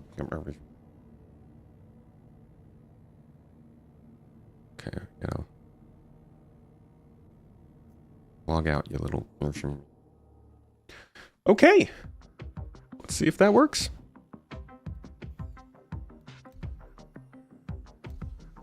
Cross your finger. Oh, I probably should have gone to a different shard, huh? Cross your fingers and toes, everybody. And maybe a couple eyelashes.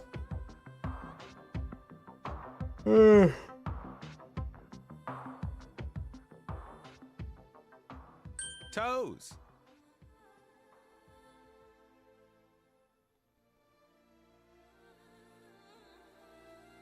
Server runs well. Back end is melting. 30 frames per second on a server is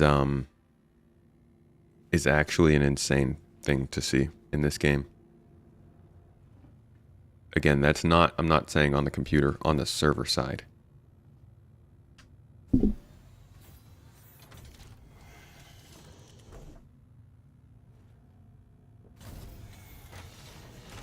Yeah, it says, it thinks I'm in Stanton. I honestly thought I was in Stanton logging in when we first got here. But I think it was just a Stanton gateway.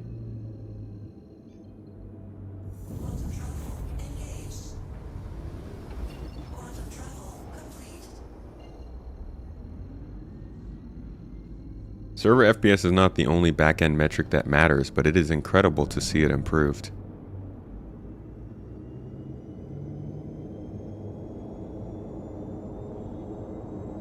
And it's just such a better experience with it too. Like, not everything is solved, but with the server running better, in terms of its own refresh rate, the things that did get improved from it are quite nice.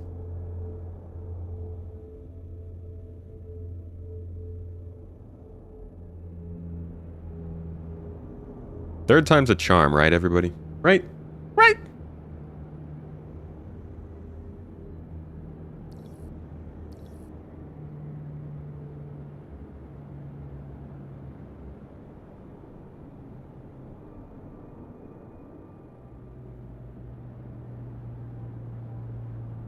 Salvaging performance is massively improved thanks to FPS. Yeah. FPS performance too, and that's why I wanted to try mining to see how if that may have improved as well. But a lot of people's gameplay has taken a big step up with 4.0, even if the servers are currently struggling a little bit, and it's a good sign for whenever they can get back and get the annoying bits figured out. Yo, we good? Why is this not detecting me? Am I no longer worth opening for now? Is this how it's gonna be?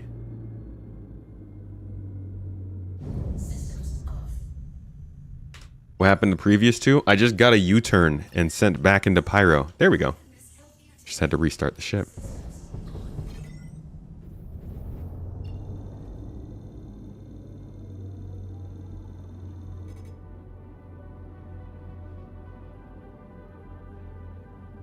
Mining's improved too.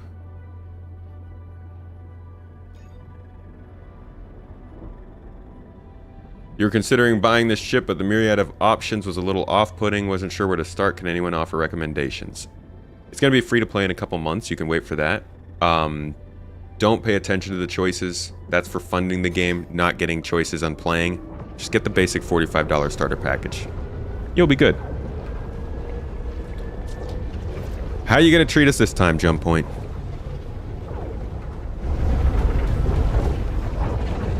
Sound effects are so loud this time.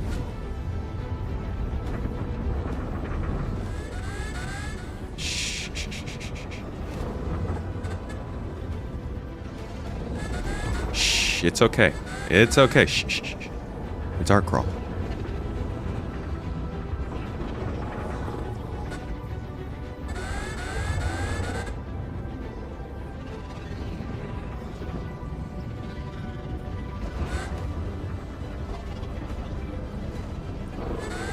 Whoa.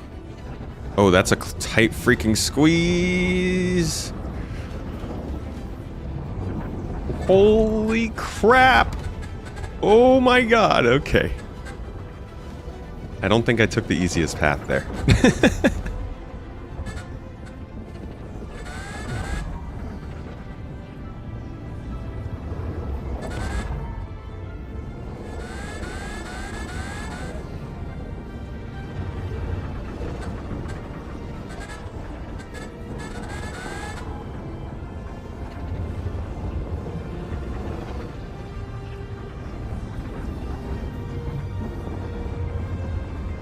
What you gonna do, huh? What you gonna do? Oh my god, that's... It's Stanton! No. Is it? It is! It is! We're in Stanton! Oh god, yes! We made it!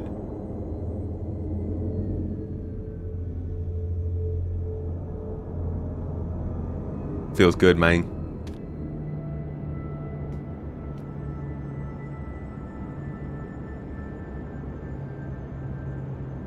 Okay. Aw.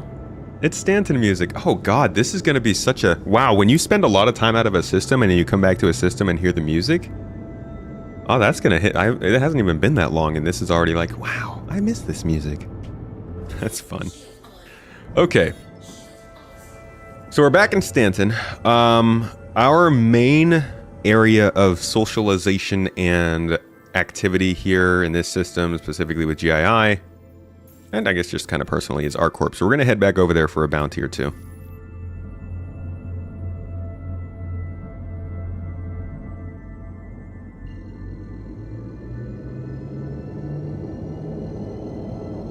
All this proves is the first 2 times were pilot error. I wonder what the error was. Pretty bad game design when you can't figure out what you did wrong, eh? I love the Guardian's pretty cool. I like it.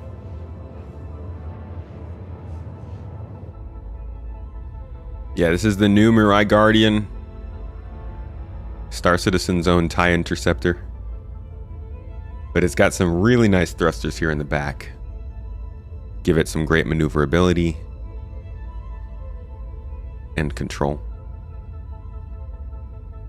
And the one that we have, actually, you can see in the back there, has a quantum interdiction device. So we can stop people from quantum traveling away from us if we decide to give them a rough time.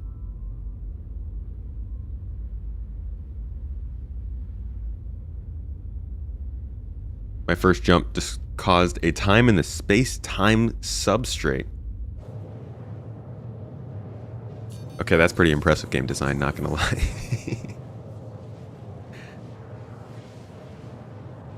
I have not tried the QI compared to the regular Guardian. I haven't had enough time to fly either of them, really. Only flown either of them once. This will be my first time doing the QI, so we'll get a feel for it, and then I'll try the regular one maybe later this week. And we will be giving away this ship at some point, so stay tuned, stick around, probably in the new year. Oh! I'm the one getting interdicted. How interesting.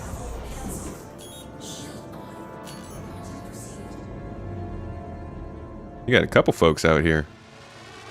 Ah, oh, mantises. Crap. We could probably get away. Let's see.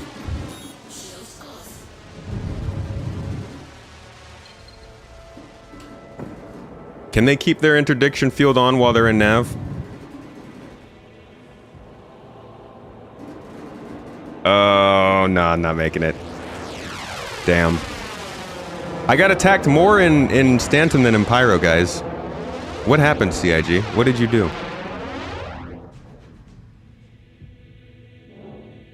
That's too bad. You can't nav because you're QM and gem. Can you not still be in nav and get access to the higher speeds?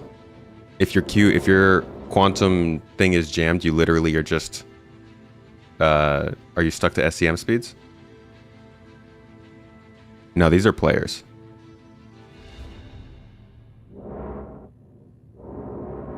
I'm not sure what exactly they're doing. They just shot and disabled me and chilling. If they're boarding, I don't know why they would board. I'm in a Guardian. What are you gonna do? I don't have anything. Why should you be able to run? That's interdicting gameplay. Why should you... What? Why should you be able to run? You should have the choice of being able to run.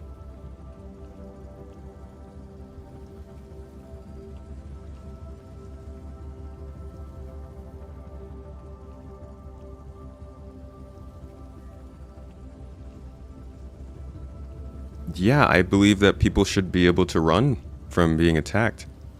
Look, I don't know, like, what these people want to do.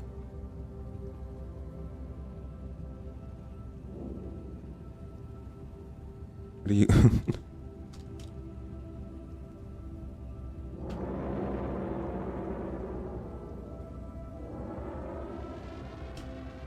I want to know, like, what their goal is. Toes.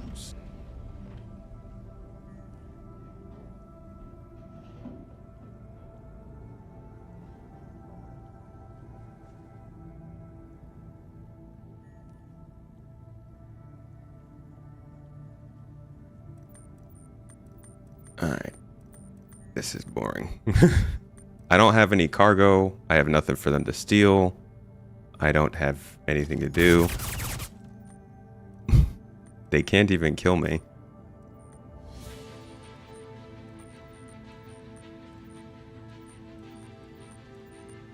That's the whole gameplay? No, dude, the gameplay's supposed to be a chess game. Like, you still have to be able to get away to get away. I'm not saying that you should immediately just be able to go. I don't even think I can blow up the ship.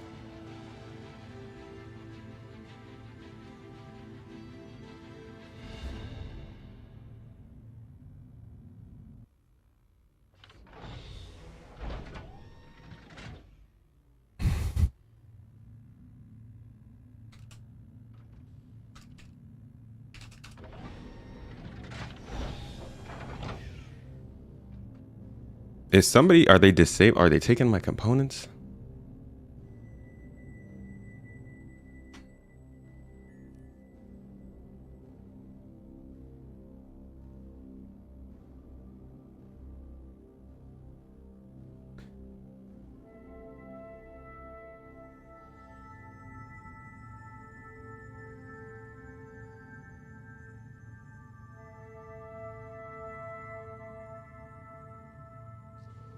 They are a group. You are a solo. The group should always win. But you're not explaining a chess game. You're explaining why a group should win. I'm explaining what tools everybody should have. You're saying, no, those tools shouldn't matter. You should just die or be stuck. I'm saying there should be both options on both sides, and you should be able to play those out. And if you can't, that's fine. But you should still have the choice.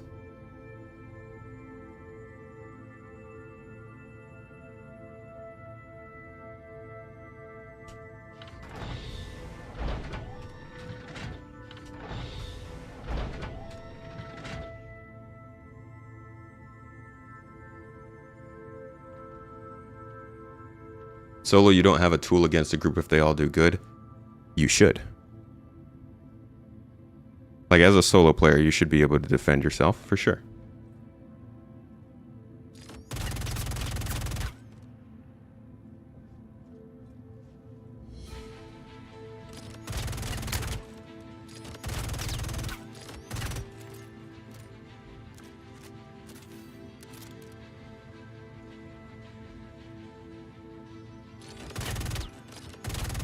I think there should definitely, as a group, naturally, you're going to have the tools that you need to take out other players. But if you're like, let's say you're flying a ship solo, in a ship you're supposed to be flying solo, you should probably be able to, I don't know, throw down some kind of chaff or something that can disable a quantum interdictor, or maybe an EMP or something like that. And you could be flying an EMP ship. That's one way to go back against it. But I think you should have tools in your tool belt.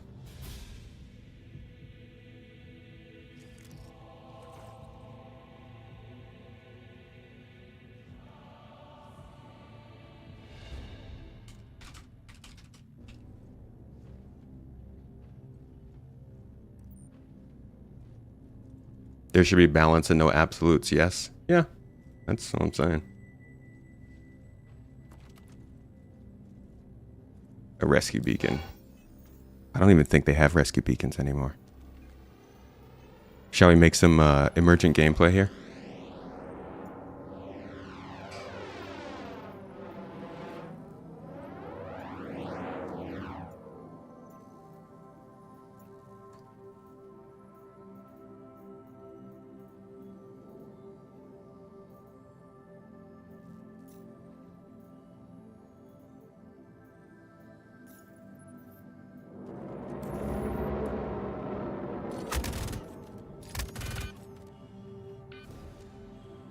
Kill me, please. Wait, I'm gonna go back to Area 18 if I die. That actually works out a little better for us. Yeah, we do need VoIP for sure.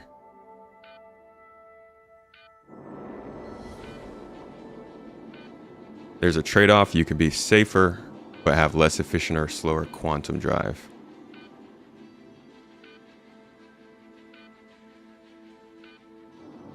Interdiction's a good strategy. And being able to interdict somebody and stop them is, should definitely be a strategy you can depend on. But I am thinking that when you are on the other side of that, you should have a way to still fight back. Whether that's through having somebody in a group in a turret who's shooting back, or whether that's through strategy, dropping some kind of deterrent or a countermeasure and using speed or EMP missiles or something like that. Just any way possible that you can fight back besides just going weapon to weapon. Well, we're back at our corp, so we can get our bounty mission now. When you're getting interdicted, you drop out of QT before it pulls you. That's fair. That could be a good strategy against it.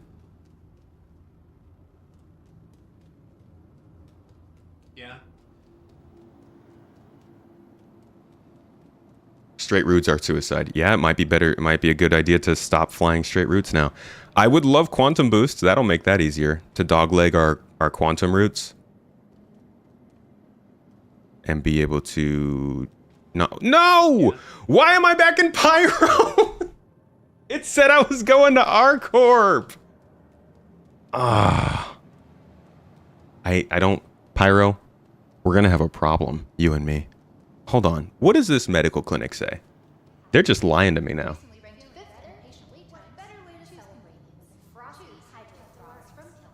Come on. Current location. It said R-Corp when I was respawning.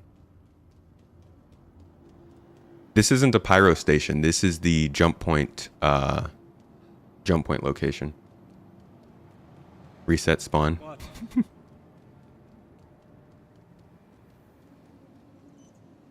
Welcome. Please visit us again. Oh, right. You're right. Reset it and... Yes. Why didn't I do that in the first place instead of going through... We went through this whole process flying the Guardian back there and nobody told me to just kill myself. Yeah. That was a weirdly timed response from the NPC. Good day. All these crazy tricks you guys have, you hardcore Star Citizen players. Oh, is this the problem that we were having last time? Wait, did I just reset it twice, or did I just set it? Okay, this would change it to current location, so if I die now, I'll go back to R-Corp. Okay, progress.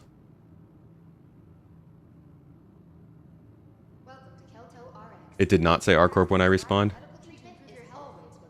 I could have sworn it said that I was going to be, if I died, I'd head back there. I didn't mean when I respawned. When I went down and was supposed to get resuscitated, down state, whatever, it said hold backspace to go back to R-Corp. Understand you got interdicted, but why couldn't you move? They disabled the ship.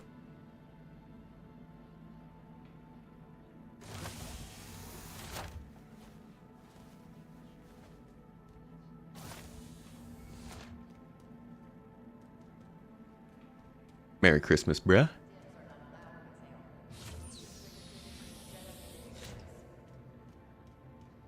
Oh yeah, death counter, you're right.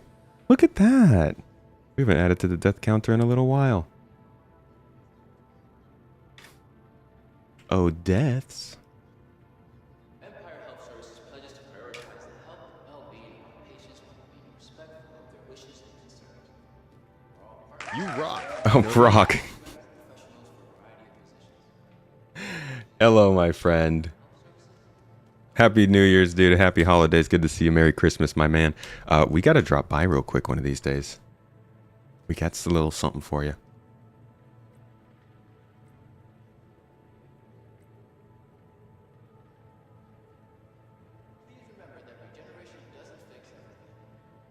Come on.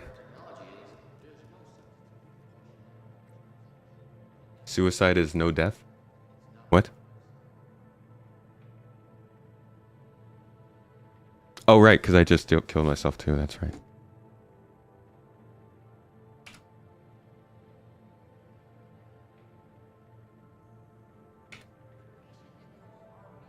There we go.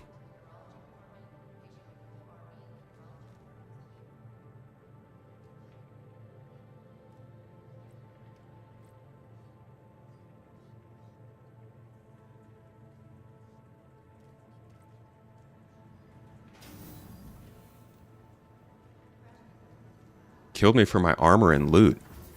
Bro, I don't have any armor and loot. I'm flying with a medical gown. I think the armor I had back there was a... I don't know. That's a terrible excuse. I was flying in a fighter. Anyone having chat issues with chat not working? No, it looks like it's working to me. Wait, in game or in the in game or in the what's it called? On the chat, on the stream. The armor we had on us. How much was that armor worth? Like, I don't even know what armor I had on me. And did you guys like scan the ship to see that I had armor on? And loot? What loot did I have? Like, what was the... What was... I do wonder, like, what's the idea behind interdicting but not first saying what you want? Because I could have gone to R-Corp and picked up all this other stuff first.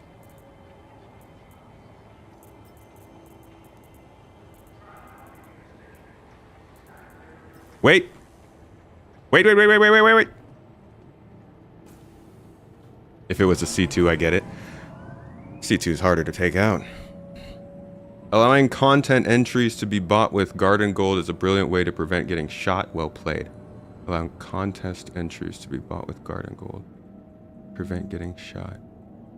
Oh, because it uses up people's Garden Gold. 15k for the armor. Aye. Wow. No cargo space and 15,000 credits for that.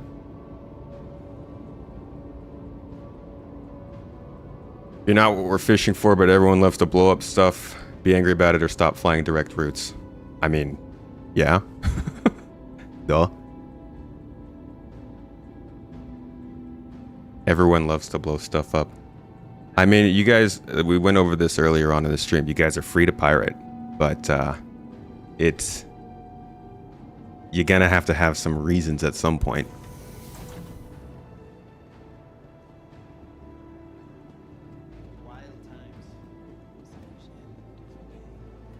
Does that disable engines and weapons? Yeah, so we're still in soft death town phase. We're not doing component damage just yet. So people can... you basically just apply enough damage to a ship to kill it partially, but not all the way. Want your company to be in good company? Welcome to the ASOP vehicle retrieval system. Killing is a reason. Killing's not. I mean, yeah. It is reason, I'll give you that.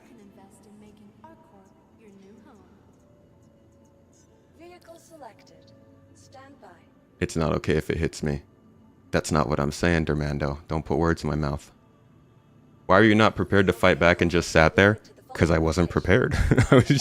I wasn't ready to be pirated. Like, you guys are gonna keep trying to have some kind of gotcha moment, like, hey, be prepared to get attacked and fight back. Guys, I wasn't prepared. I got killed. It sucked. I reset. It's fine, I'm past it. What I'm saying is, you gotta have reasons to play the game, and for some people, killing people is enough reason. But I do think that it's boring after a while to just blow up ships. Like, as somebody who's gonna probably go and do some piracy with Void in a little bit, we're gonna try and like board and take cargo and stuff. It's a little bit more exciting.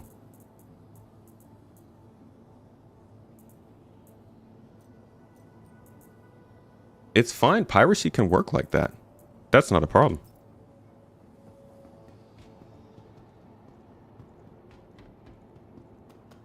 Oh yeah, my gun was in the wasn't even in the ship.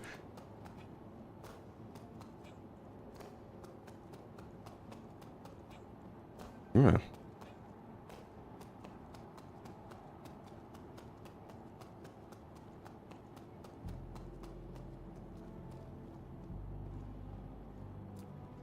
Yeah, no name calling, please, guys. It's not just preview, though. I don't think people should treat this as something different than live. This is the only way you can play the game and have progression right now.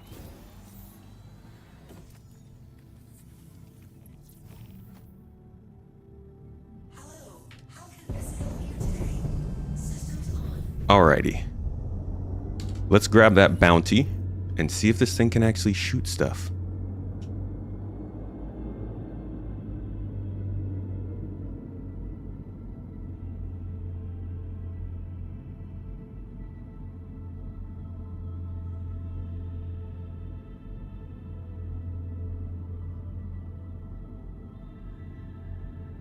Alright guys, I don't care about the conversation anymore. Let's move on. I have low fuel? What do you mean I have low fuel, you liar? I just got this ship. You guys giving me stuff with low fuel?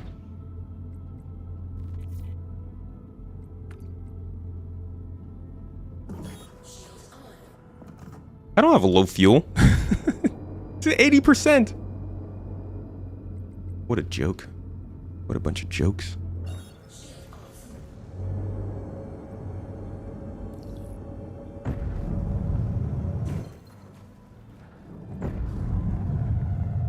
Hoping the missions work?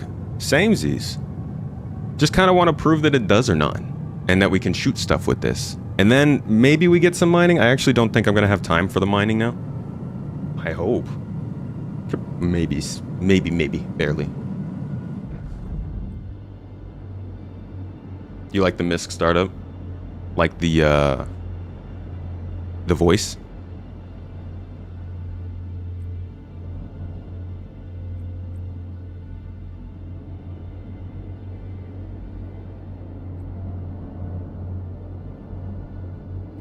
Oh, I'm not used to the red UI is so weird. I think that it's not ready. It's not working. Oh, it is disabled in atmosphere. Never mind. It isn't. It is not working.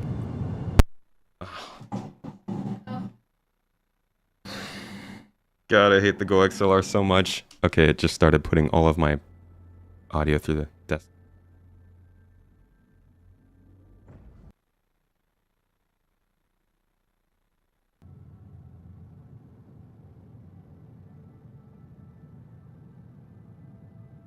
My Go XLR is XLR again.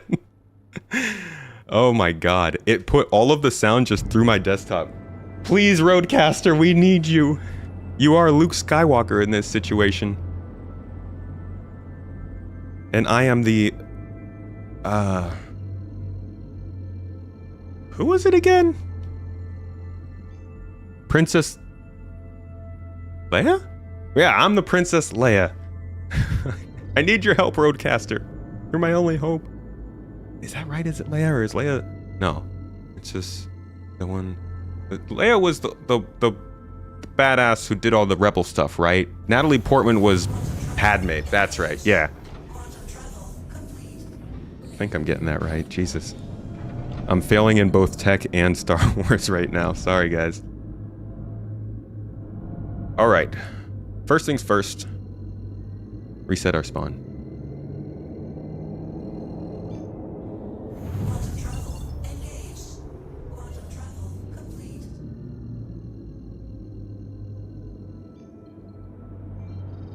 How the color coding to the Merc missions correlate to difficulty. They're color coding the Merc missions now? You have no chat in game and mission markers are not showing up. I have chat. Mission markers. That's what we're kind of trying to check right now. That was Leia. I thought so. Sorry, guys. Leia wore similar headphones to Tomato. Leia was sponsored by NordVPN.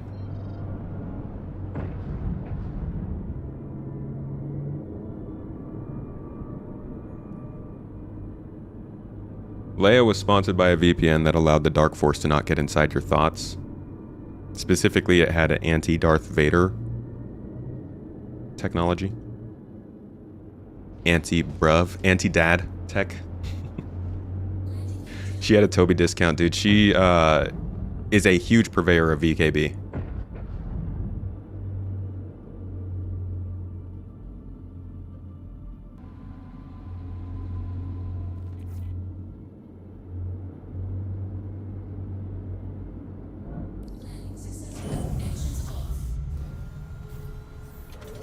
Oh, she had blue light blocking tech? I need that.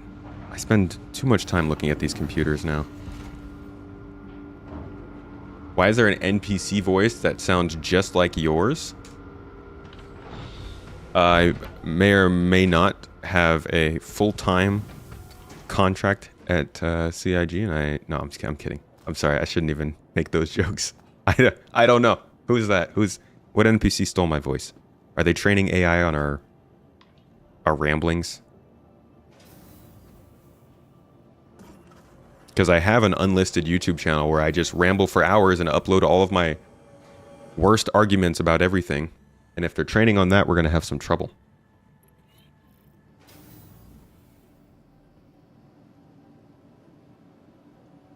Okay. There's the frames. Wow. What are we looking at in terms of performance right now anyways? 25 frames per second on the server, 340 on the shard right now, with 48 in our server specifically. And I'm locked in at 30 frames per second client side.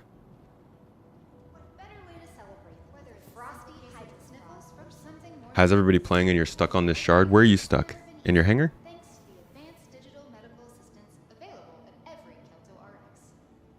Okay. So we're good, yeah? This is my respawn? Wait, no, this is not my respawn. I want to set it to here. Need a cleanup team down in the South Hall. Cleanup team down in the South Hall. Thank you for visiting Kelto RX. Feel better, save more. Did it do it?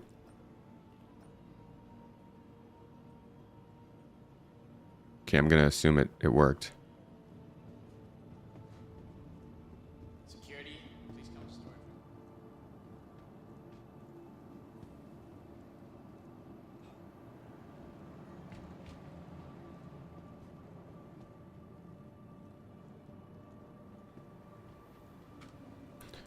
Okay.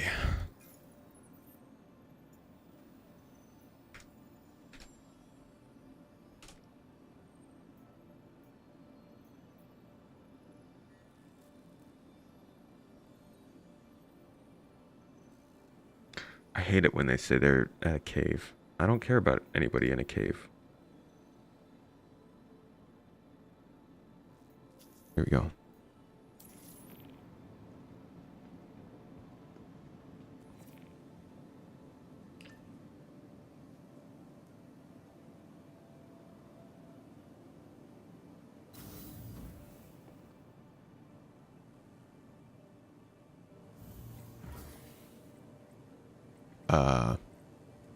Take me to my hangar. The broken elevator?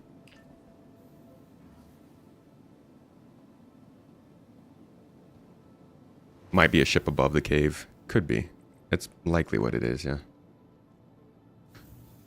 Call to arms, is that working anymore? Oh, what the heck? It's gone. No!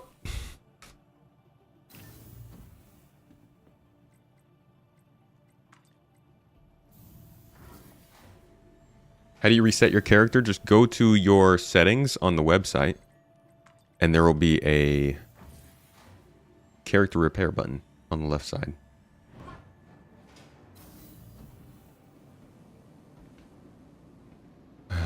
Okay. Okay. All right. Did you guys like store my ship maybe? Somehow?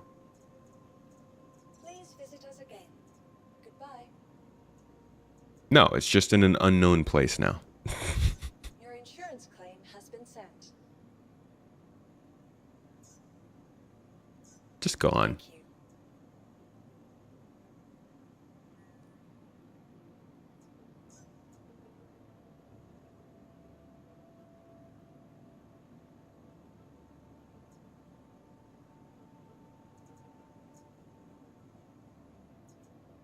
3 minutes.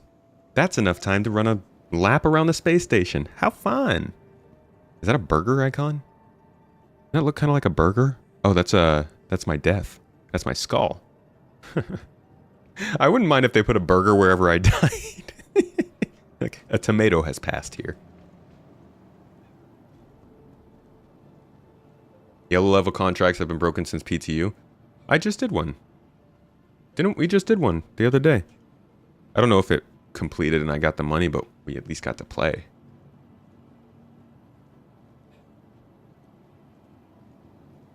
Almost finished with my lap. I'm a real good athlete in this game. I could just sprint forever. Just need hot dogs.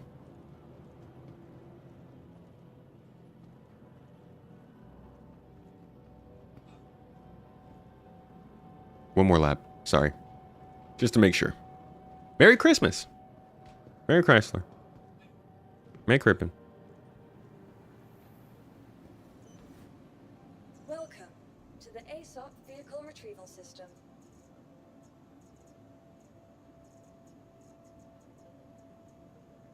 We're almost there, buddy.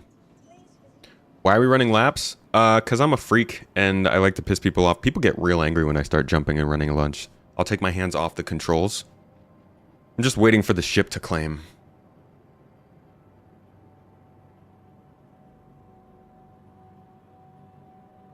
Getting the steps in. Mrs. Tomato has a ring that tracks steps. And it tracked like 7 million, I think. 7 million plus steps this year or something like that. Like, geez. Use some escalators sometimes. Contracts and numerous things are breaking moment to moment. Just kind of luck of the draw then.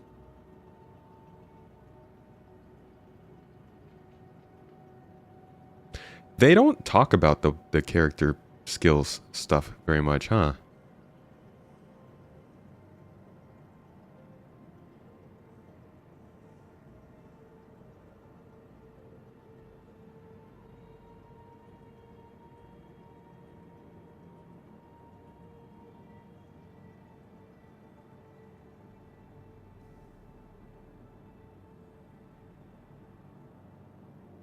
At least rep isn't tracking.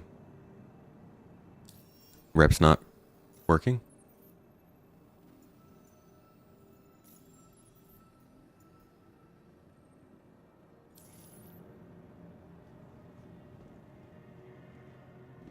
Yeah, they didn't bring it up at CitizenCon. Even when they were talking about stats on armor. They haven't really talked about it at CitizenCon since 2022. They mentioned it a little bit with the assassinations at 23. But they didn't get into any sort of details about it, and they don't mention it anywhere else. Like, they're just very quiet about that. And that might be because they're just not working on it. It's not important at the moment. But they did work on it because they showed us at CitizenCon 2023. So I don't know if they're just trying not to draw attention to that or what. But I'm sure it'll come up at some point and cause a whole bunch of hubbub when it does. You just turned your Saber into a Hurricane, and now that Hurricane is a Guardian. Will you regret it? Well, the Guardian is more capable than both the Saber and the Hurricane, but it may also be a little bit less flyable. Hurricane's also a two-person ship, which is nice. You have that choice if you want it. But maybe you'll be more into what the Guardian is good at.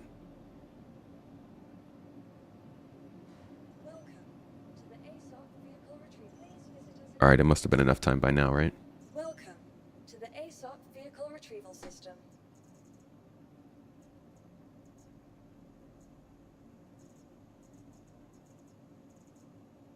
I don't have to rent a Prospector. Freaking perfect. That means we can fly back to Pyro and get the Prospector from there. We don't have to fly it from here to Pyro. Stand by. Your vehicle has been delivered. Give Mrs. Tomato a Santa hug for Christmas family first. Will do. Please visit us again.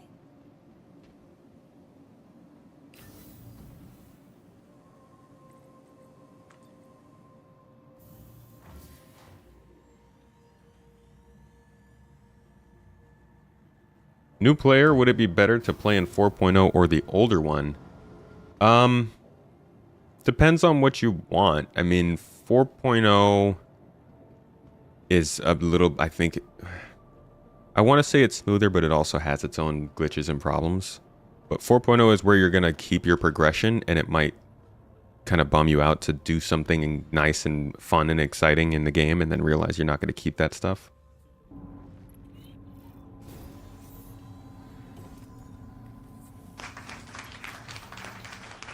Hey Maverick, thank you for the bits, man.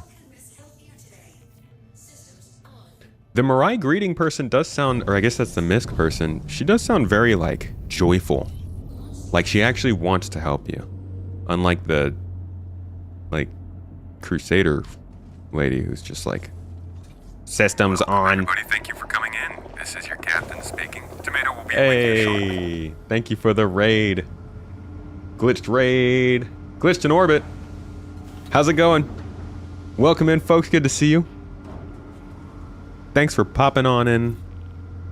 We are trying at least to play Star Citizen. Do an okay job at it. Star Citizen is faking us out, of course, lying to us about doors opening and closing, making noises that aren't really there, but it's a good time regardless. Thanks for coming in. Thanks for bringing your folks. Promise to try and keep them entertained and possibly getting ships. We have a current Intrepid giveaway going on.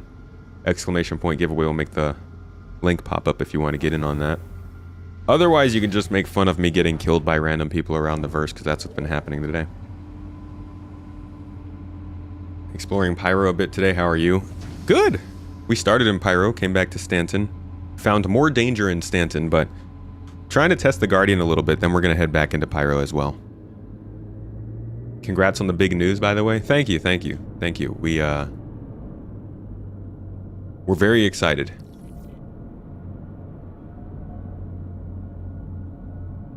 Okay, I got a mission, right?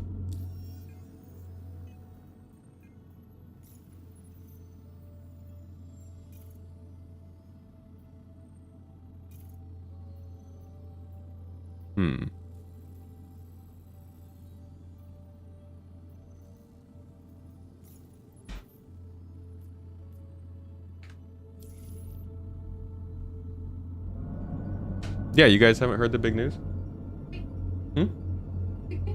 It's Christmas. People are gonna think I'm pregnant. I don't know. I was wondering what they thought the big news was. It just said congrats on the big news, so I said thanks. I don't know what the big news is. I thought the big news was that it's Christmas in a couple days.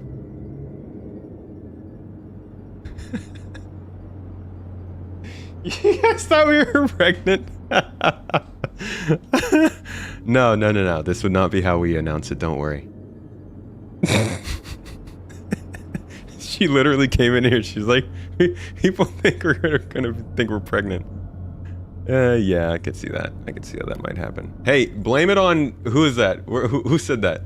Where are you? You gonna say that and then run away? No. Praxis.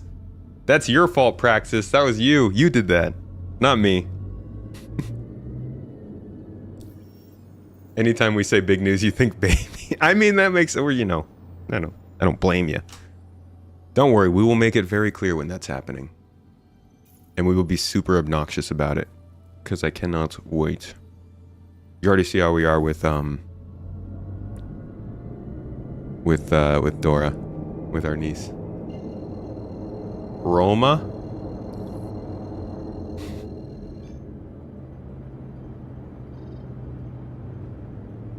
Intrepid's a code name for baby. And that the, isn't that, what's it called? That's what the C1 and the Ares did to make the Intrepid. Dude, this thing's telling me to jump to ArcCorp and it won't even let me jump because I'm too close. Make up your mind, Star Citizen.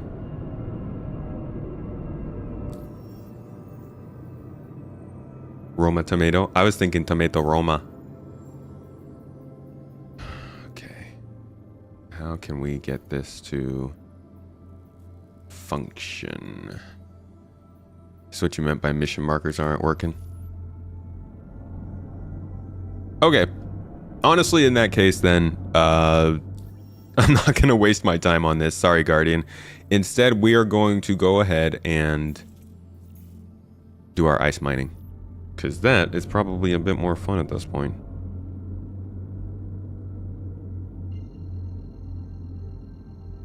Roma tomatoes are so good. Which ones are the Roma?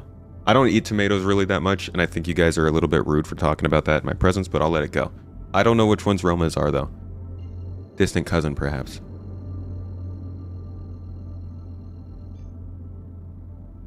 A smart little tomato running around. Dude, children are going to be so freaking smart in the future. I mean, at least as long as we stop teaching them stupid things. I think they'll be really smart. But that also sort of depends on if we can figure out how to...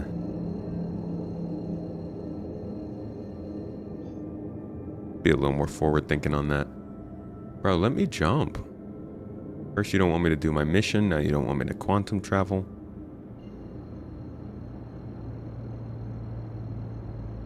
You are the tomato guy. I go by that, by tomato, yes. I know there are a few out there. Some more red than others. I accept that. Don't see color. But I do see juice. That does matter. Let me jump.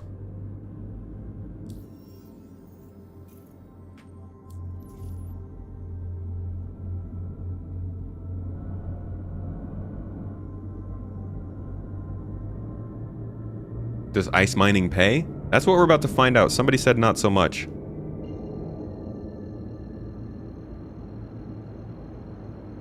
Wait, is that my mission? Quantum beacon? No, I can't jump. You've been holding off from looking at pyro content very much. Right now you kind of feel like it's in a state you don't want to see it. Not sure if anybody else feeling that. Oh, dude. You're not alone.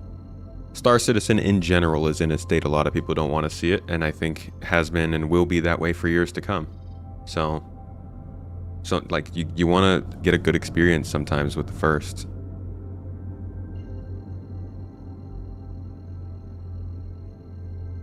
Thanks for the raid again. Appreciate you. Enjoy your dinner. Catch you later. Ice mining asteroids like in the Expanse. I promise you it won't be as cool as in the Expanse.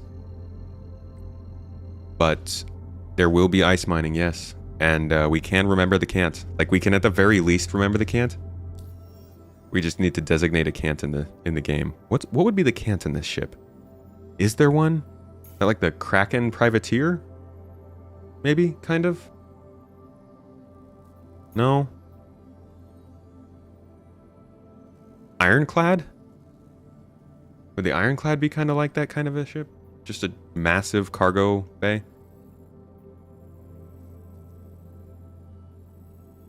Dude, I really just want to get out of here, but I can't jump. First jump into Pyro was very satisfying. It's a really... I think they did a great job with it. I was basically unconvinced on it up until I did it in-game, and then I was like, okay, this is pretty good.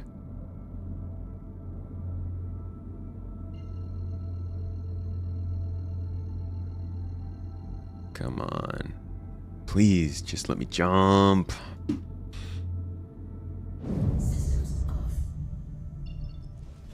You can rent a prospector at the gateway station. Oh. That's really nice. On the Pyro side? The cant is a hull C.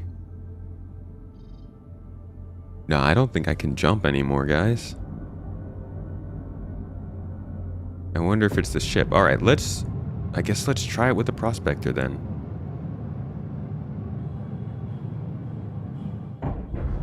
Yeah, I'm holding left click, and then it just disengages.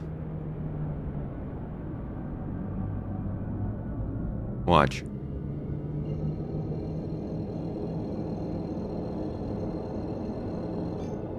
Holding. Nothing.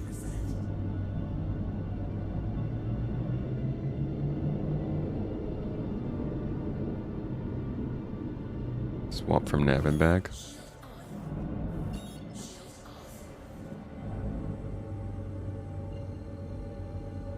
Turn off engines off and back on. Alright, cycle the quantum. I'm doing them all, folks. Doing all the moves. Flying forward while jumping. Alright, did it work? It worked! One of those things worked. I'll just do all of those things every time.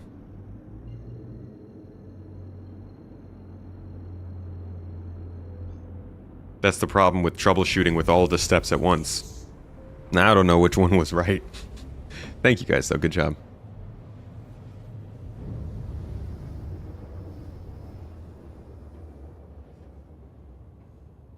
Oh, I don't actually need to come to Walla.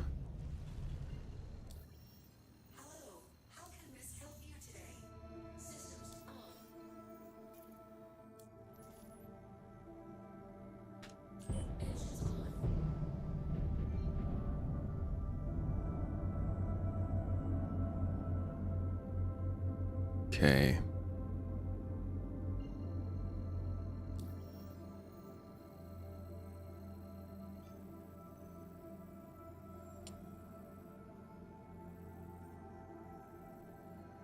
Screw it. We're going to Pyro. I'm not even gonna... No, I've got to try it at least. I got to at least try and see if we can get the...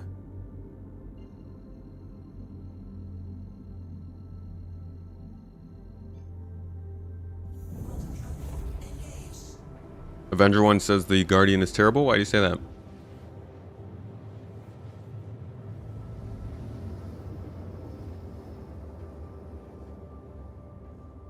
You weren't a massive fan of the jump point visual till they added the twisting and stretching. Overall, it's still not my favorite effect for what I thought it was going to be, but it looks dang cool when you're in it.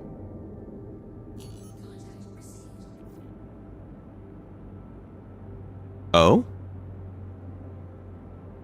It looks like we've actually got something going on here. Okay, I need my full-on musical experience for this to work.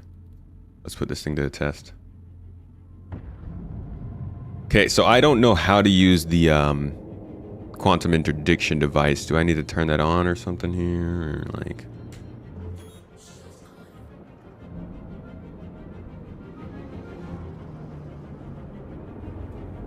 We got a 300i.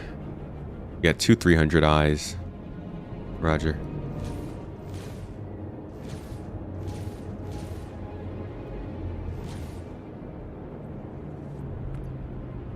Oh man, I want to stagger. I want to stagger, I want to stagger, I want to stagger. How do I stagger my shots? I want to stagger. Forget it.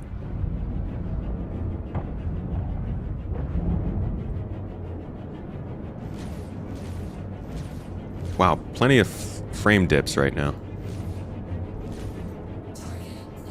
Whoa. Oh, a saber. Hello.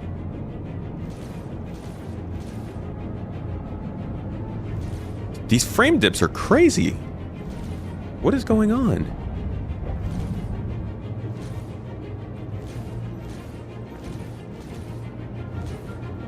Yeah, this is terrible. Is this my CPU? I think I might be having trouble because I'm recording at the same time on this computer. Because it looks like the game itself is running fine. These NPCs are reacting quite well.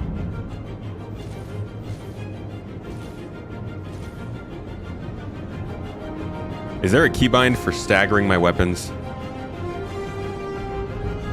Top left, weapon configuration. Oh, that's right. That's right, that's right, that's right. Hold on.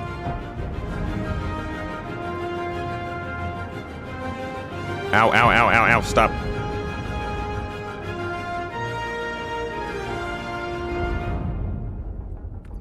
There we go. Ow, okay, Jesus. Dude, these AI, they're like on you now.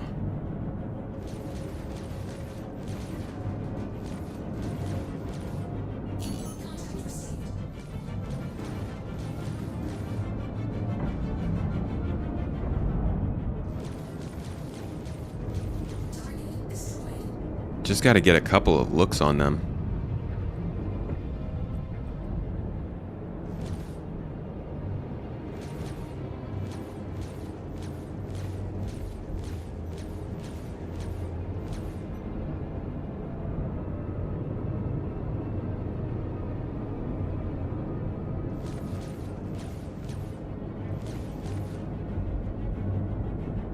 Yeah, you can easily keep eyes on your target in this ship.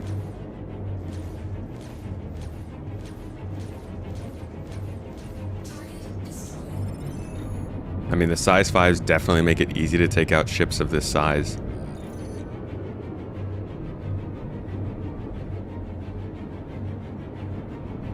You're welcome, Connie. What if I blew it up now? Disabled it and stole whatever was on board. What you got on board there, huh? Oh, he's gone. he's out of there. He's like, hey, my combat escort's feeling a little weird. All right, a little bit of rep from our corp's not bad. But yeah, there's a little bit of a battle. We didn't actually use the quantum interdictor thingy, and I don't know how to use that.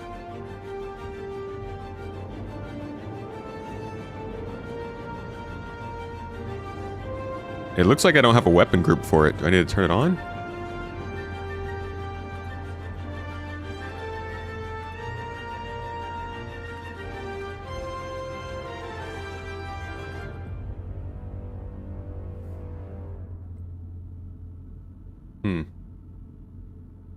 Interesting.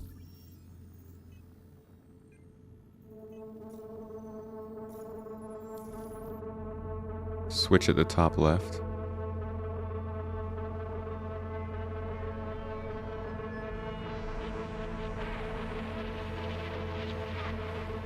I've got like no controls up there.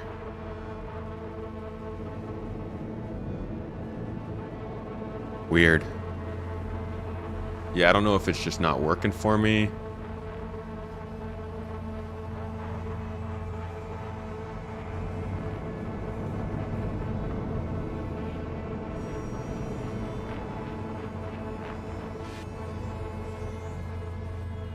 Am I in the queue? Did I pick the wrong one? Don't even know how to tell the difference between them. But yeah, it's not on this list. I might have accidentally picked the normal Guardian, because, you know, I'm a fool.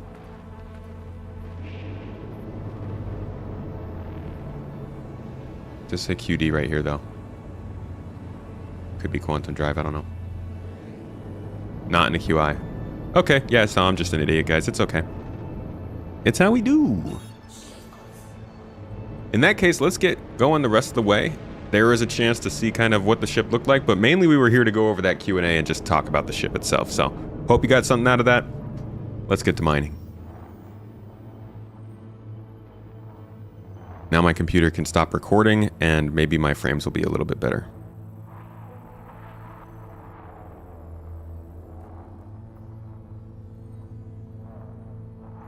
Okay, so let's dogleg it.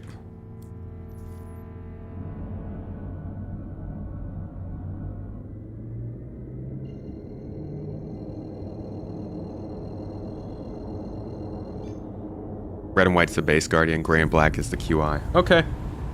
Dude, I learned so much from you guys. Thank you. I don't know much about this game. I'm just starting to get into it.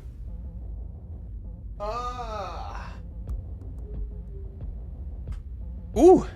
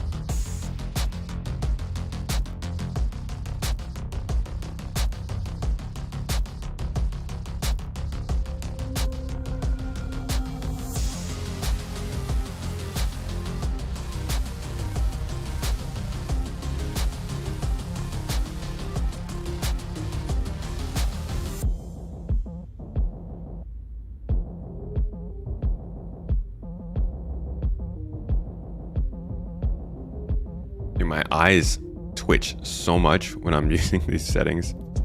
I don't know how much I have to turn up this smoothing. Both my mouse and my eyeballs. Smoothing my eyeballs, Star Citizen.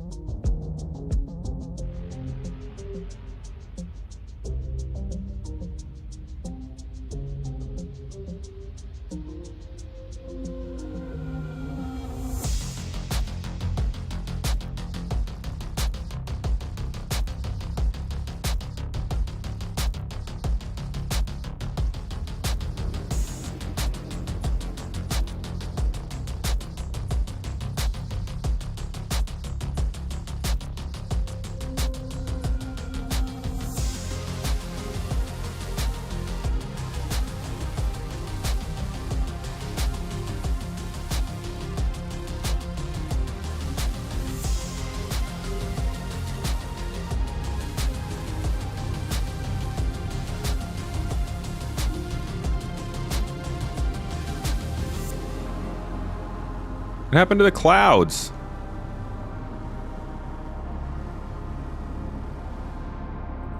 Oh, that's right. I came all the way out here.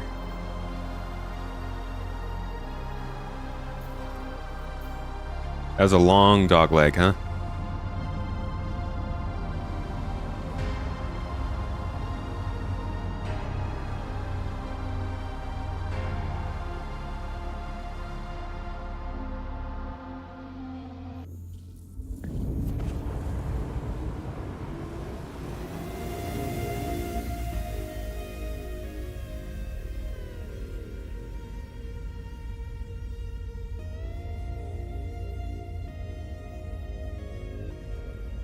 I love the new pyro music. It's really, really nice. Pedro does a great job.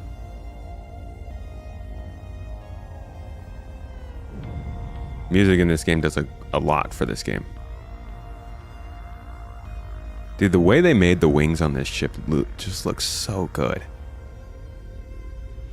Gavin Raw 3 is ridiculous. The amount of cool looking spaceships that man can come up with is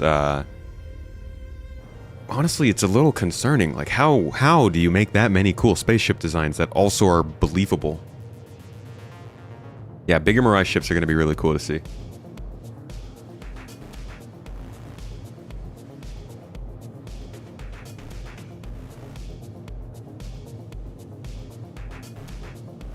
Like, what is a 150-meter long Mirage ship going to look like? Good evening, Tickle Wizard.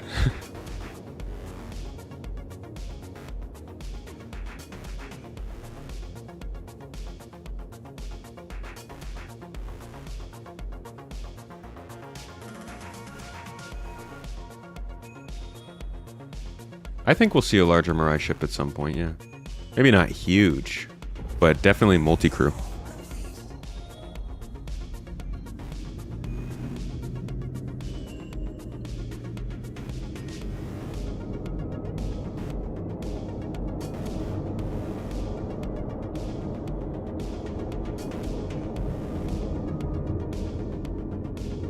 Alright, we're gonna go straight through because I'm gonna get the ship down at Pyro. So let's buzz the station.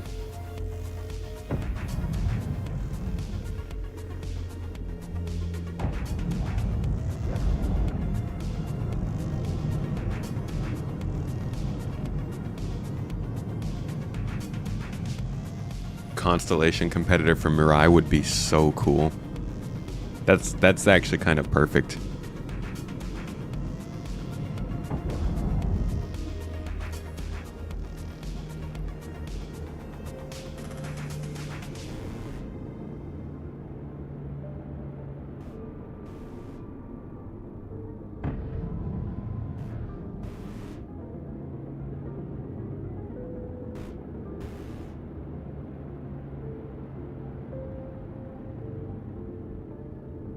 Imagine jumping between star systems twice in one play session. Too much. Too much. Alright. Let's line it up. Looks like nobody else is going through. There's some people sitting here, but they're not opening it up for some reason. Maybe they don't know that you need to. I got y'all covered. Oh no, they got it.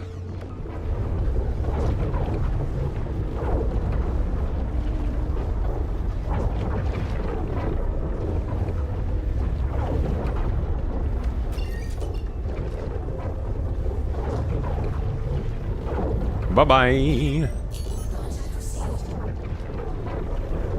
The music's not even updating. You're missing out, music. Oh, there it is.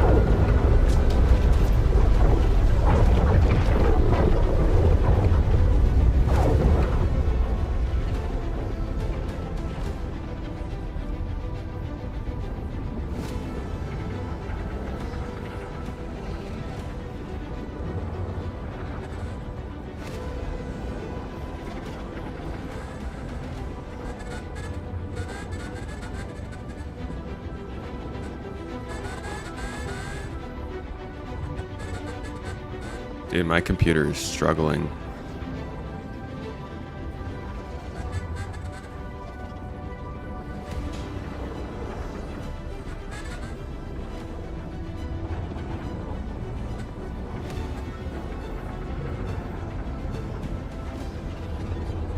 Oh, I hate this turn, man. Whoa.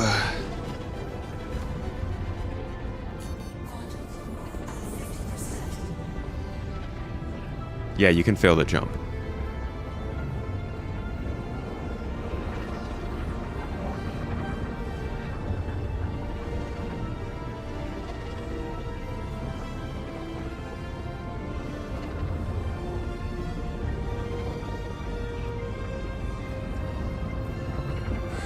Just put me in pyro, come on. Just put me in pyro.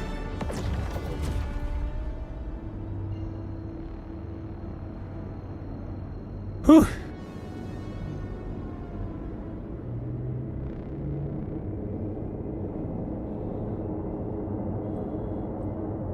All right. Now we will exchange at this station and get going.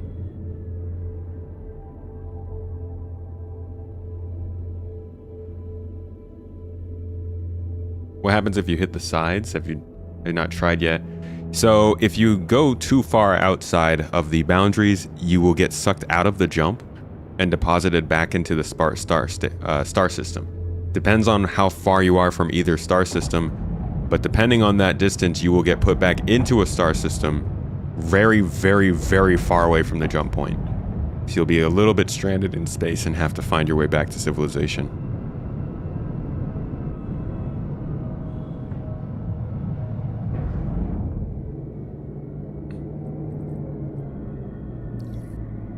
Please proceed to assigned landing bay.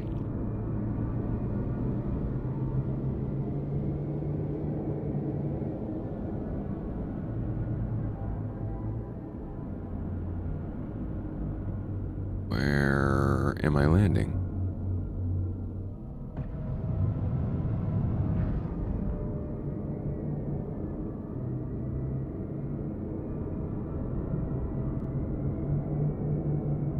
It says up above me. There we go.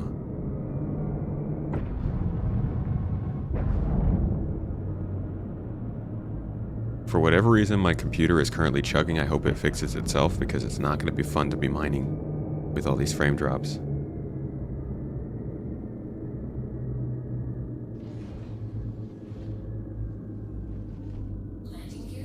Hitting the columns can also make you fail, yeah.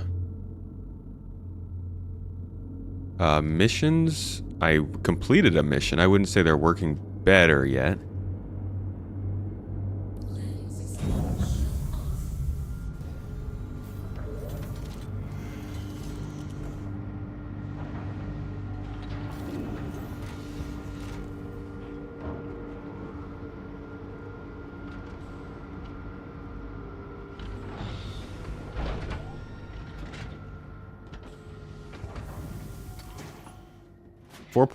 Is they're doing shards. Not everybody is in the same place together. Shards are still, you know, separated. There's only 500 players to 600 players per shard. But all people in the same play space are linked together, yeah.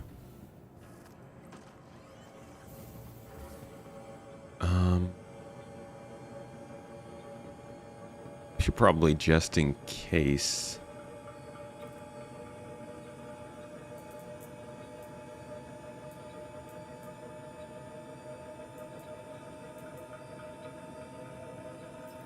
that should be fine. Welcome to the ASOC vehicle retrieval system.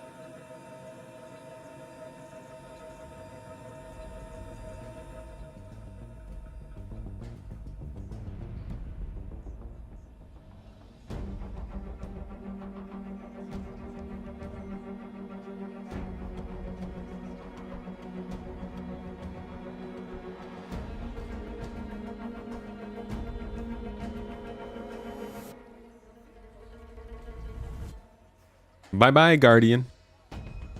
We'll miss you.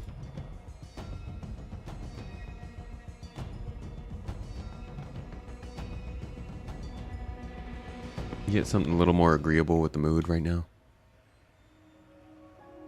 No.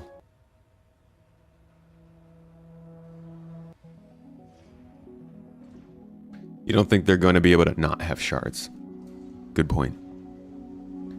You gotta do the sharding. CIG's gotta have the shards.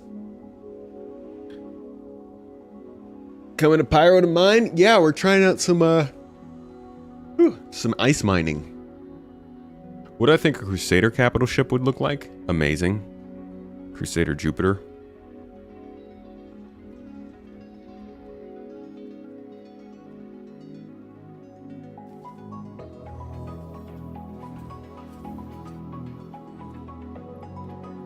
Moneymaker nowadays is salvage, I've heard.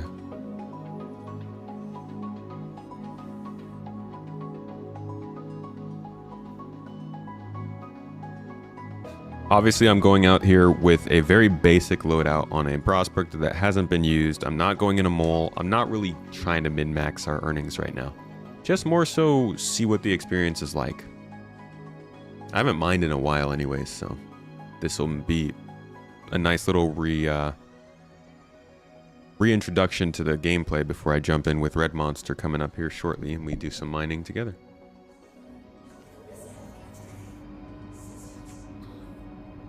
Nice. I've never seen the new HUD on this thing. The placement on it is incredible.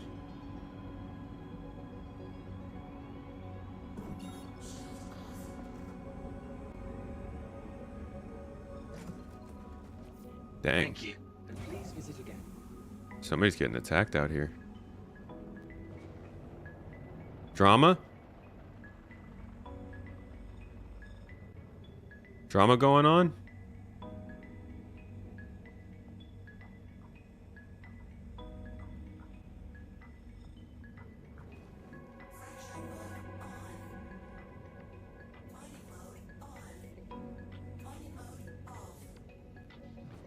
I'm in nav mode. I didn't know I could even use.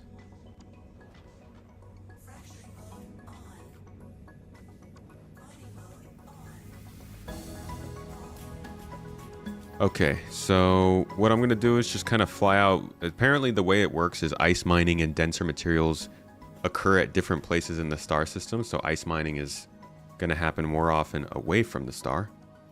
So we are going to head out near Pyro 6-ish. Set out to this refueling station way out here and see if there's any good mining out that way.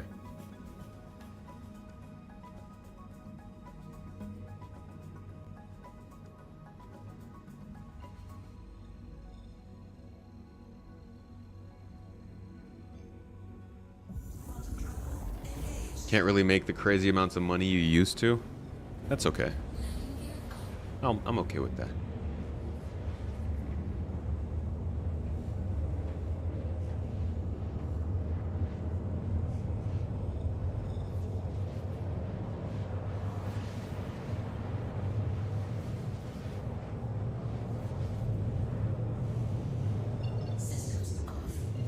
Okay, just to throw off our route a little bit.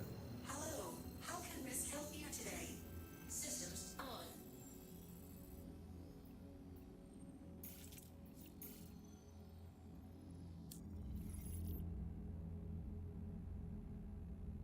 Can you stop doing this to me?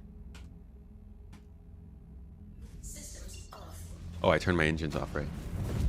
Hello, how can Miss help you today? Systems on. Engines up. Engines on.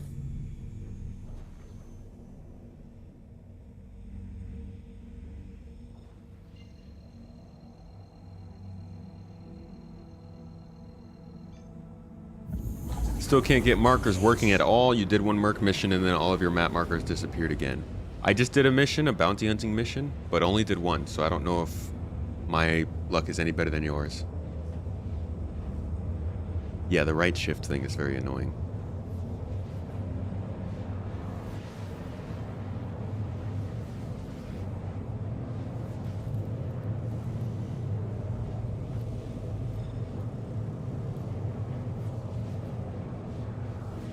Engines off. Engines on. Systems off. Hello, how can Miss help you today? Systems on.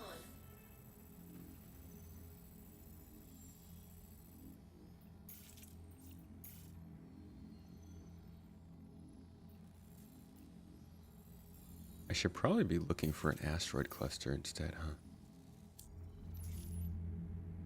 Let's continue going this direction. See where it takes us.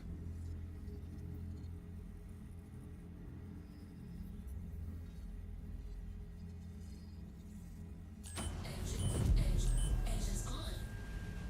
Quantum travel engaged. Whoa! What the f... Engines on.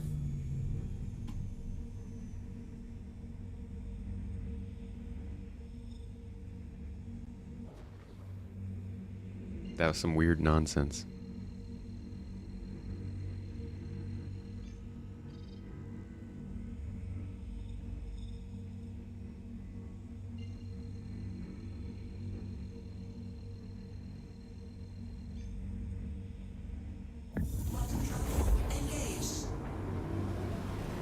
Yeah, the missions are paying out much better in this update. First haul, 27,000. Okay, that's fairly similar.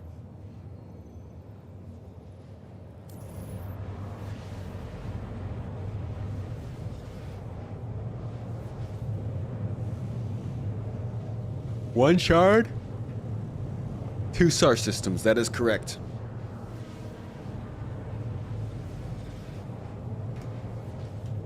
We are currently in a 40-person server. 488 people on the shard overall, 489. The most interesting thing that happens in this update is when one part of the shard crashes and another part doesn't, because now there's multiple servers in a star system. You could find a 30k on one shard and not on the other. So you could just basically quantum travel into a crash.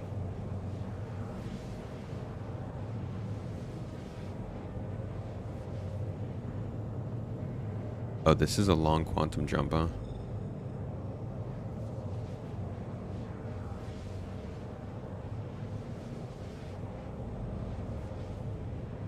Play something nice, DJ.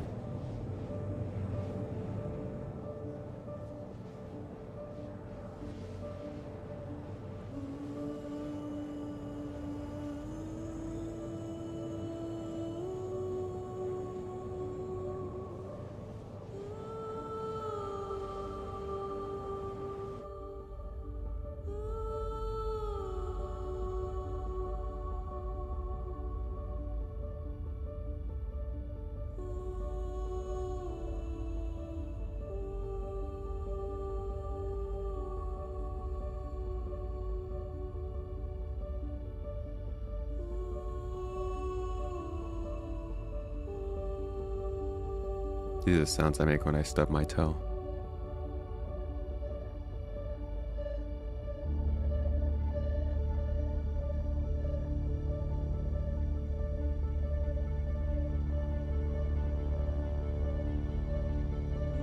You just go into the crashed server and your game pauses when you quantum into a crashed server.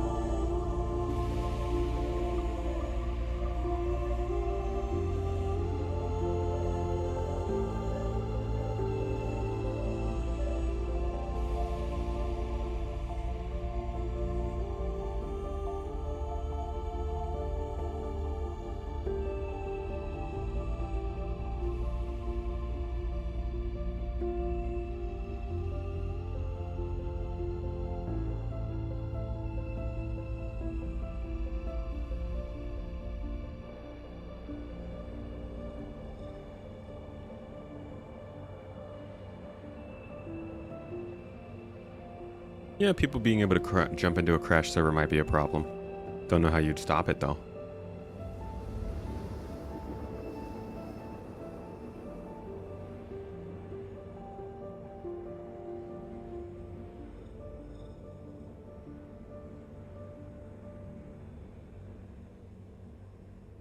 Pretty good timing on the music.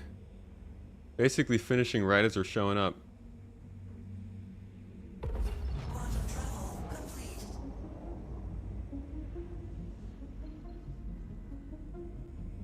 All right. Oh my God, that was fast.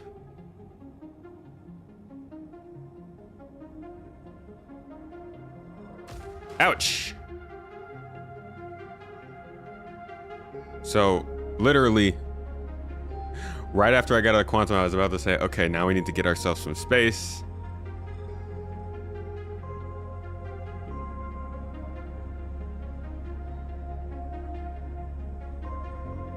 Pirates just chilling out here, though, huh? Oh, crap. Are they following us? Dude, I think they're following.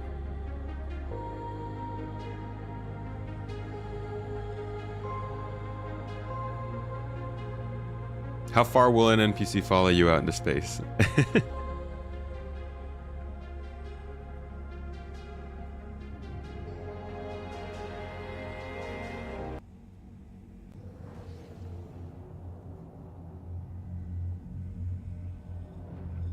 Hopefully they gave up the chase. Let's see.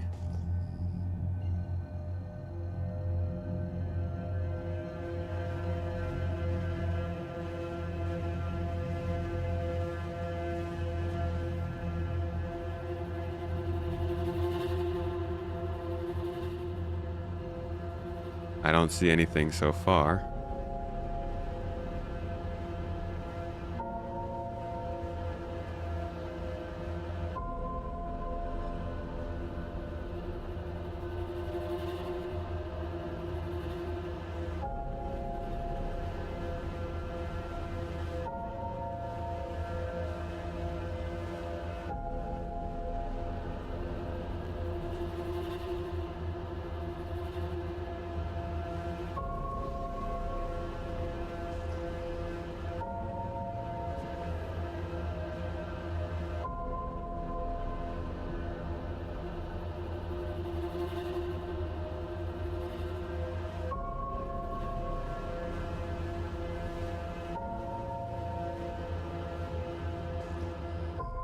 Disable their engine with my trusty prospector guns. Pew pew pew pew pew.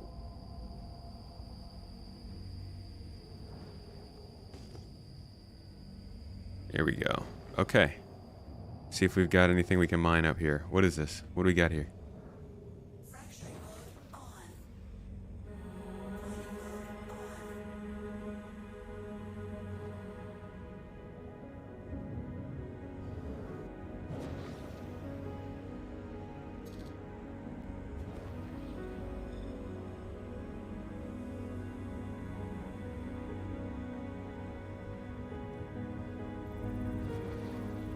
C-type asteroid, tin ore, and Hephaestonite. Huh. I wonder how much tin sells for.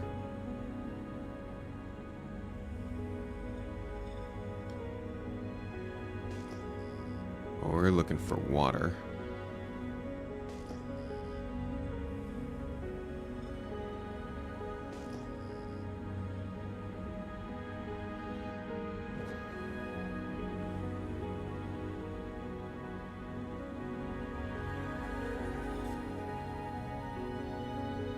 When there's nothing in your elevator when you do hauling, is it broken? It might be, if you're unable to get anything to come up on your elevator.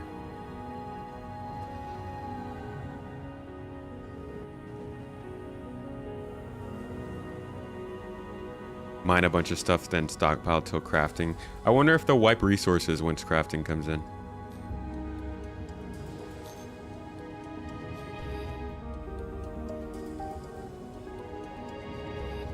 We are very far from the star out here, huh? Godless.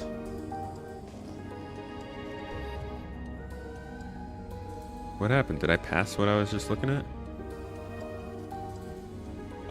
There it is.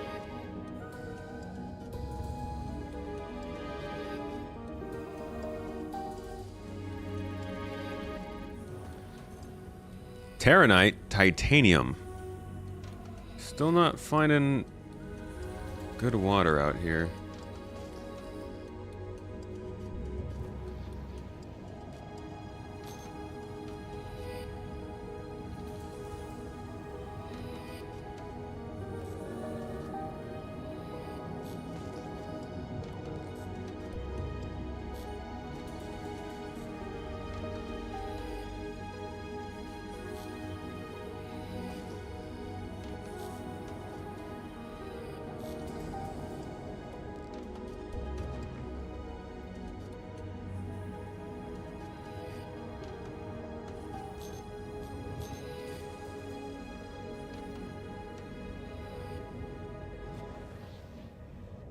Come on. Another C-type asteroid. Whole bunch of gold in there. And quartz. Jeez, this is a hard one to crack, huh? Look at that freaking 17 instability. That's a yikes for me. Why do you want water? Water? I just want to see... I just want to mine it. See what it sells for. Oh, is this a cluster? Am I seeing multiple rocks there, or is it just the one big one right there? Just the one big one. Likely to take place on Pyro 3, specifically on its surface or in its subsurface. However, please note that the implementation of ice mining is still in development and subject to change. What information? Wait, where are you getting that information from? Because they seem to be implying that it would be occurring further out in the outer rim of the star system. Oh, a Q-type. Whoa. Oh, it's just Bexelite. Gross. Raw silicone. Huh. That's a new material. Raw silicon. Naturally occurring in an asteroid. Pretty sick.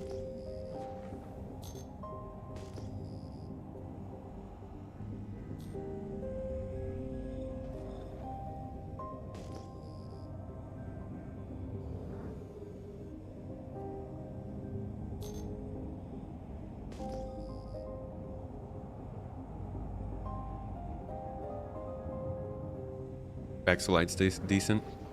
Bexelite's better than Terranite, not as good as Hephaestonite, right?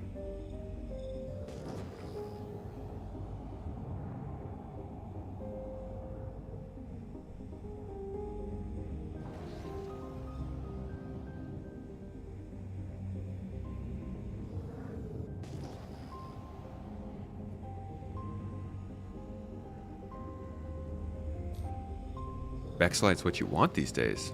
Huh.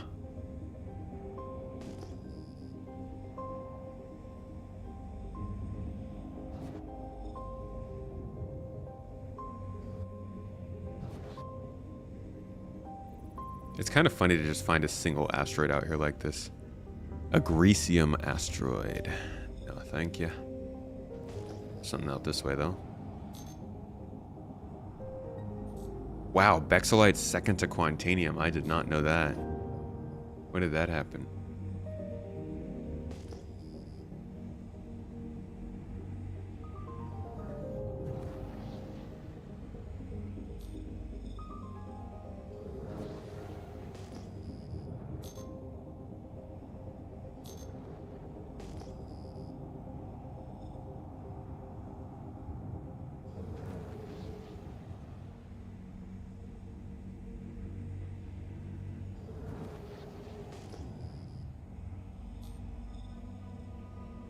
Oh, we got a little something else extra real close to this one.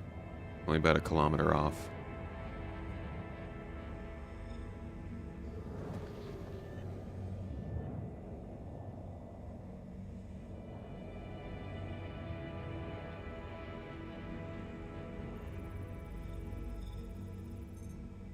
Quartz.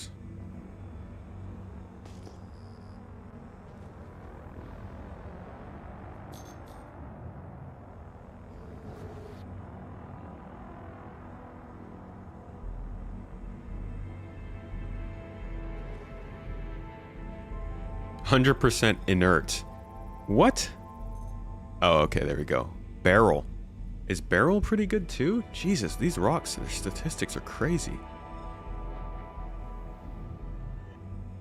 Exploded as a trade commodity due to Save Stanton. Why did they raise the price of it for Save Stanton or something? That's actually a really interesting sentence, Kojima.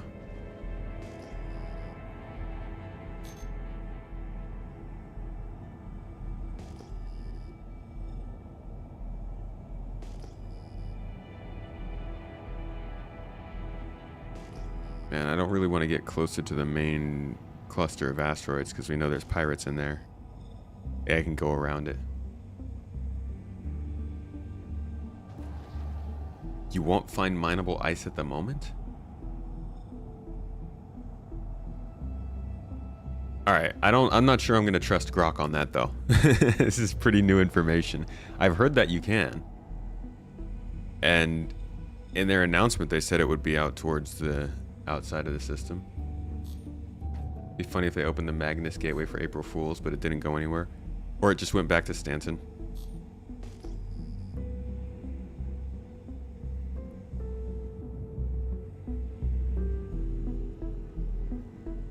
Grok might not be up to date on preview tech data. Yeah, and any data scraper on the internet's not going to have the context of what's been going on over the last couple weekends, I think. Unless it's really good.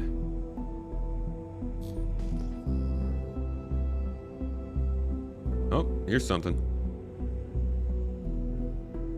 It was needed at the gateway. Can't remember if it was Pyro or Magnus. Suddenly required a ton of Bexelite and the price was adjusted. Okay.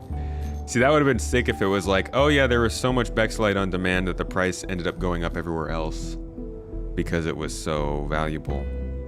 And it sounds like they did that, just not dynamically. What you got for us over here? Give me that type ice asteroid, please. S-type. What is an S-type? More Bexelite. Bexelite and quartz. Yeah, demand influencing prices would be so cool. Someday.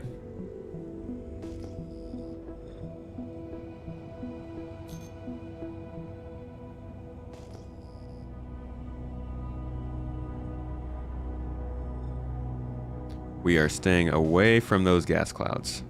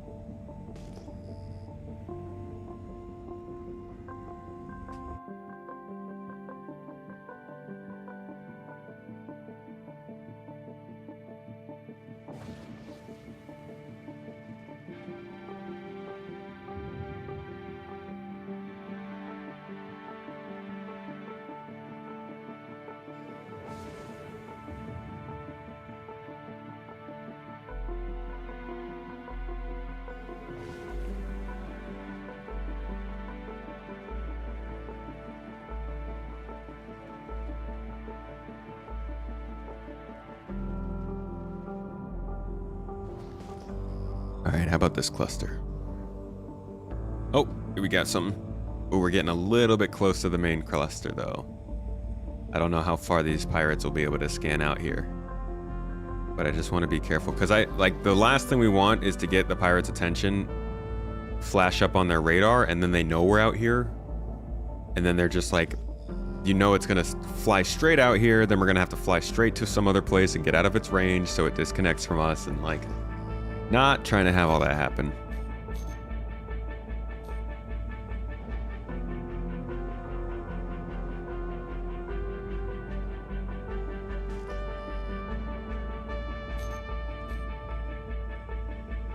I think that SC may do something similar to that in terms of the mining, but I agree it needs to go deeper. Definitely needs to go deeper than it is right now.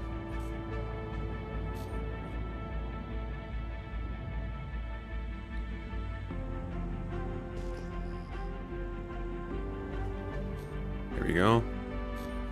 What do we got here?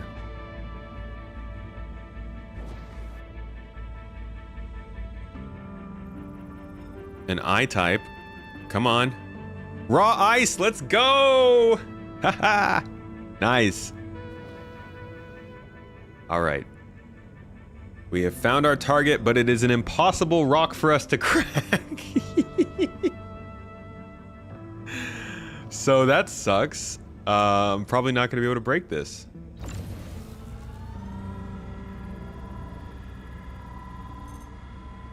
Yeah, it's a pretty big rock, 13,000 in mass.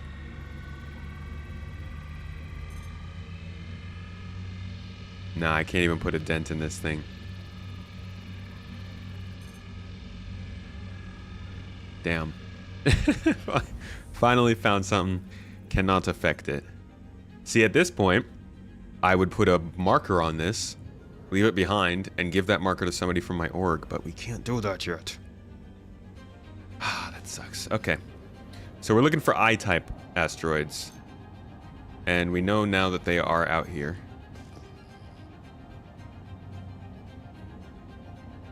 Just need to find something smaller. No, I didn't bring any gadgets. I came out here pretty unequipped.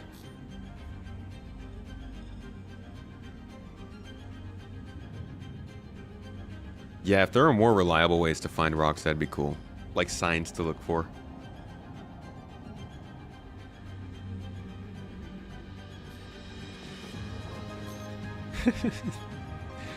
Odd to name your kid Christmas. It's Chris for short. Oh, here we go. Here's a few. Couple of them floating out here by themselves.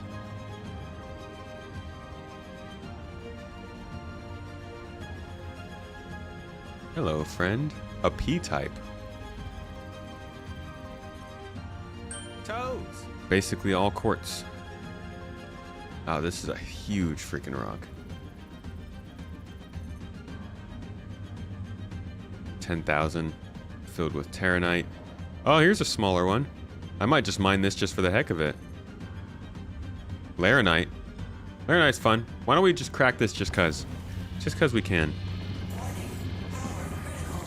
What do you mean? What do you mean? Okay, then move. I don't understand. How did the power get critical? I didn't even... Oh. Okay. Sorry, I'm an idiot. I used my, I used Alt and mouse wheel instead of just mouse wheel to change my power.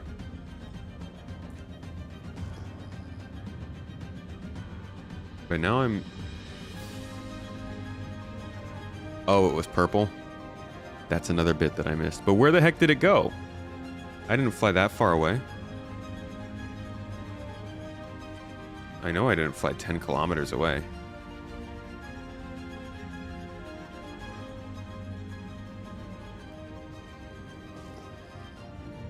Oh well. Guess I lost that one too. Oh, it went boom.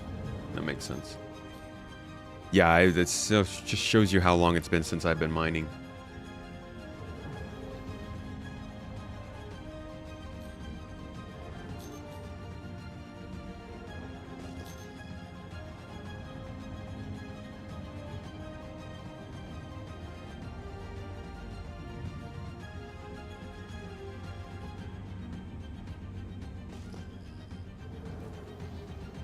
Once you have them scanned, they show up on your radar. Good call.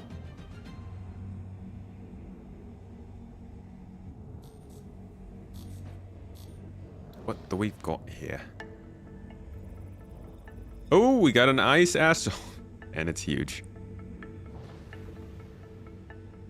Stupido. Definitely bring some gadgets with us next time.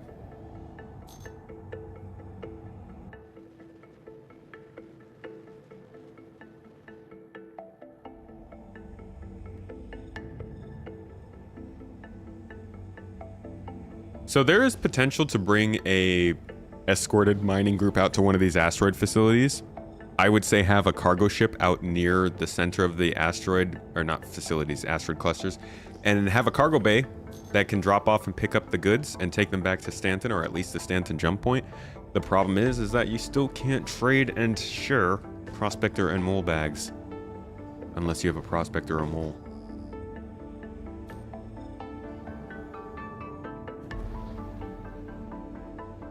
What ship should you buy after the cutter? Depends on what you want to do. Alright, we can crack this one. Titanium. I'm not going to pick it up, but I want to crack a rock. I want some fun, you know? You haven't played for 2 years. What to do first in the... We don't have EPTU right now. It's all live at the moment. First thing I would say to do is just to get a... fly around to some of the outposts, grab some loot, get yourself supplied without spending any money, and just see some of the points of interest that they have right now. Once you're ready to go, I would suggest then doing an FPS mission or two so you can grab some more loot and start selling that. Oh, they have the EPTU up right now? Or are you answering Quincy?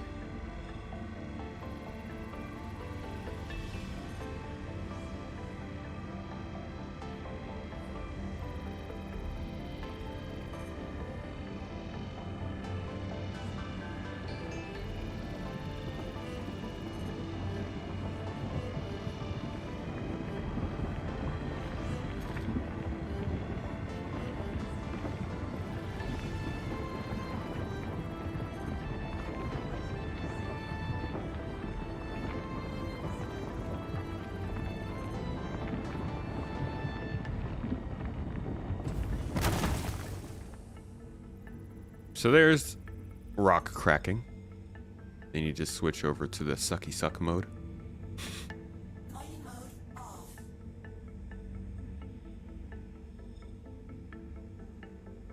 Fracturing mode on. Wait, how do you switch over to sucky suck mode? Fracturing mode on. Mining mode off. Mining mode on.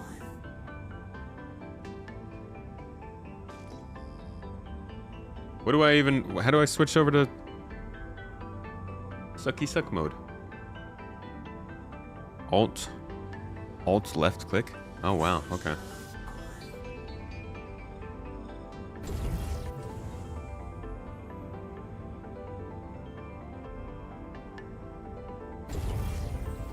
Sucky suck mode, patent pending.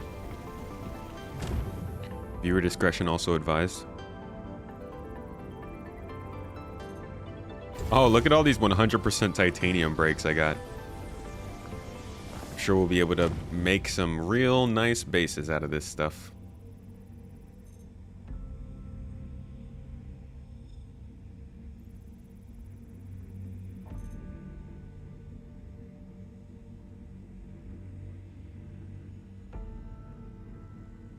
Hey, come on now. Oh, more titanium, cool. Yeah, if only if it mattered. In the grand scheme of things, maybe someday. 100% inert materials, very good, very nice.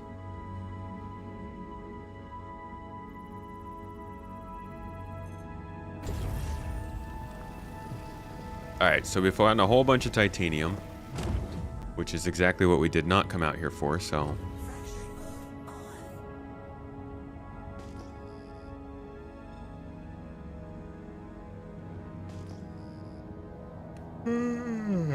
There's plenty of stuff to look for out here, though. Like, you could definitely spend a couple hours just tooting about as a miner, and we have not run into any trouble yet.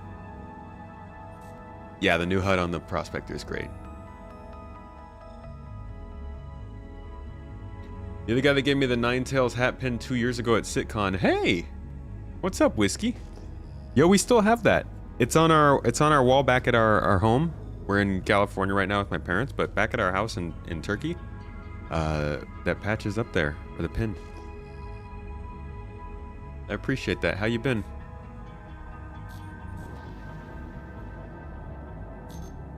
Stanton should buy the new materials for higher prices. That's the hope, but we'll see how it works in practice.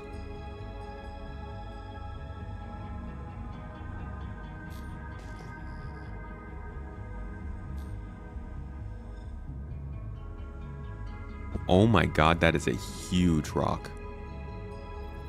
Oh, that's Quantanium? Tungsten. 24 freaking thousand in mass tungsten. If you needed tungsten for something in this game, that would be a great find. Wonder if we'll get a Drake solo miner one day. I think we will, yeah.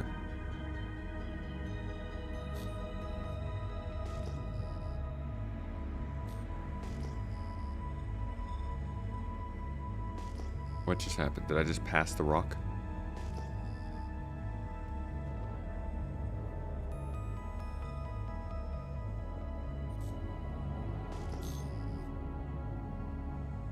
See the signature of the asteroids and make note of the ice rock signature to spot them from a distance.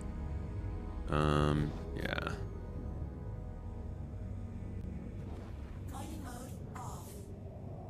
Let's see, let's scan from a distance and see what it is.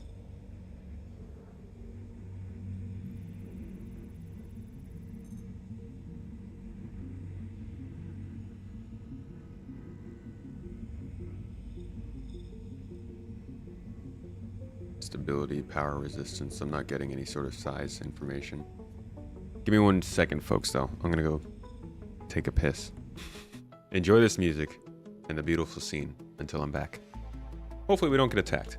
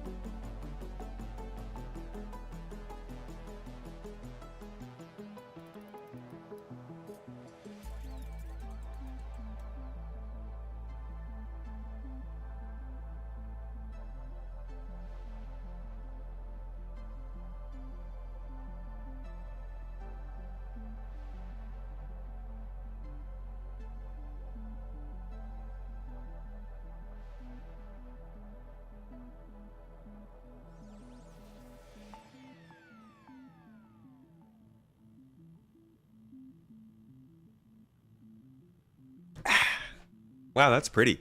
Hi, everybody. All right. Just took some time there to say hello to Mrs. Tomato, too. So, I'm not getting the size or signature on this rock at all. But it is a Q-type. And it seems like Q-type responds to certain different things. Sometimes we see tungsten. Yeah, tungsten's a common one in Q-types. Okay. See, this is another thing is like, as a miner, you really need to be able to mark the rocks you've already checked.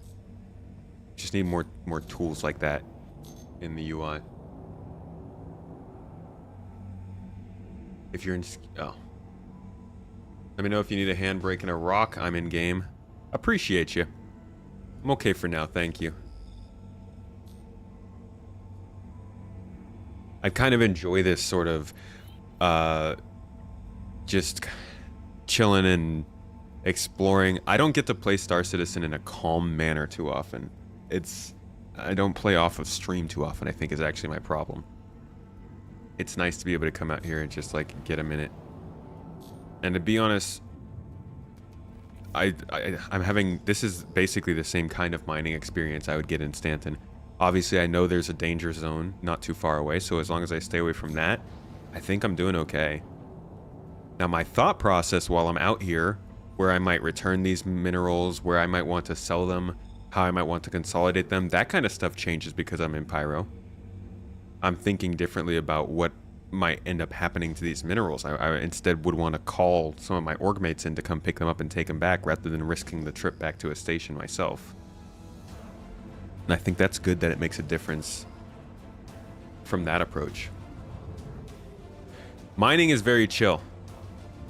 Mining is, I would say mining is not incredibly fun in terms of action, but it is very built out. You have subcomponents, components, gadgets, different types of rocks, space mining, ground mining, asteroid mining. You have FPS modules that spawn on asteroids that you can get. You can go down into caves. All these things complicate the mining experience. The one thing that's missing is that those minerals aren't that useful. So you're just mining for money. Because of that, you're not encouraged to actually take advantage of how diverse mining gets, so it's not as fun. Once we have more reason to get minerals, it's more fun. For now, it's just a very chill way to make money, I think. But if you can find some ways to use gadgets, it gets a little bit interesting. Way you used to avoid getting turned around is you'd set your quantum destination and keep flying towards it while scanning. That's a good idea. That's a very good idea.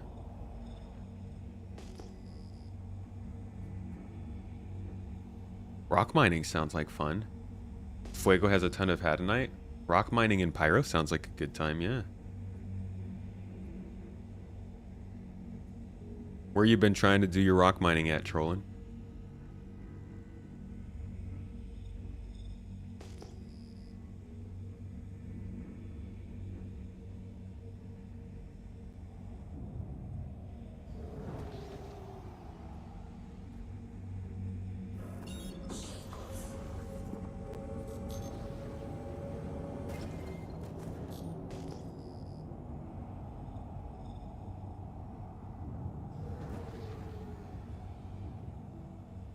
2 million the past 2 days rock mining. You guys are blowing by me in terms of money earned. I guess that's why I'm out here. I'm not really I don't do much in this game to make money, actually. I mostly do stuff in this game to just explore stuff. I do need to make some money now because I'm back down to like 100,000 credits. Corundum and Agricium spawning in the M types. So we don't really need to pay attention to the types of asteroids since they're moving away from that model soon. Ooh, boy. Quantanium. Not bad. Yeah, solo mining is rough. At least when you don't have your gadgets and your subcomponents. You're going to want to find a place where there's a lot of basic rocks to get stuff from before you can start to customize and get better additions to your prospector to go after all this stuff.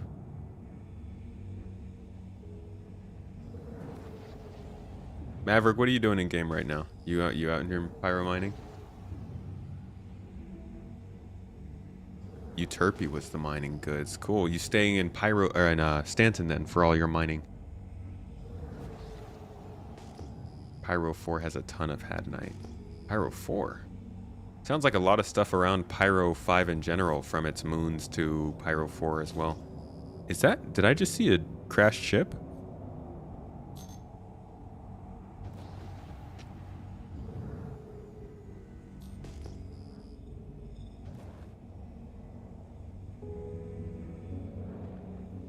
Yo, I'm pretty sure these are panels.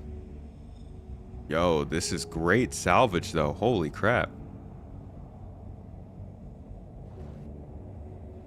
Again, I could mark this location for one of our orc mates just to let them know this is out here. But it's cool to be able to just come across this kind of stuff and know that someday as an explorer, this would be the find. This would be what gets you paid. You find this, send the destination to somebody else, get paid, and you're a professional explorer. Panels are the way to go again with 4.0. Weren't they kind of hard to find for a while there?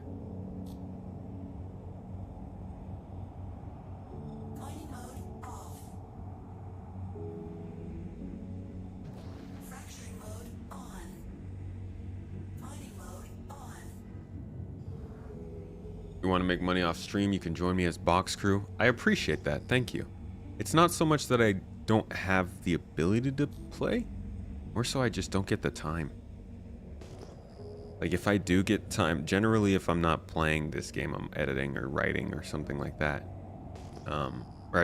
If I'm not streaming, I'm editing or writing or something like that. If I'm playing a video game, then I kind of try to play other games that I want to enjoy as well. Once this gets more built out though, that changes more and more.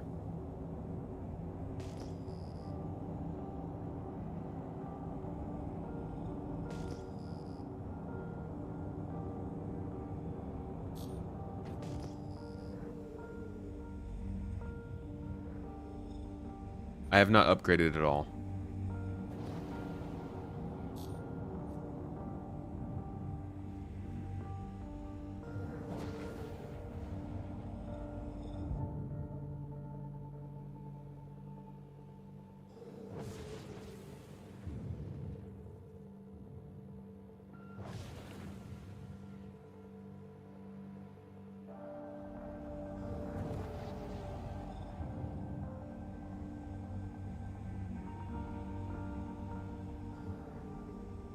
Trolling transient jump points are their solution to that.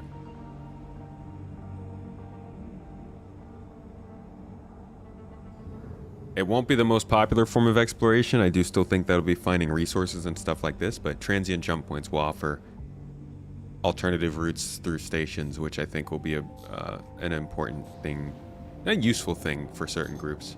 Not everybody.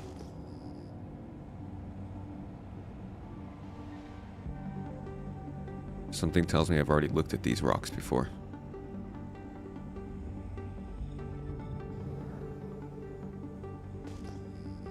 Reckon we'll get the magnetized grid lock decoration setting before we get crafting. After all, with the hangar decoration, they have the best testing ground for it. I'm thinking they'll come at the same time, to be honest.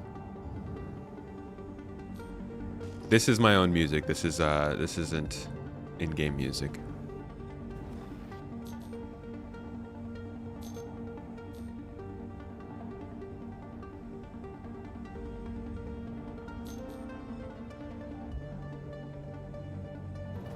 All good, Maverick. Thank you, though. Quartz. It's the quartz rock.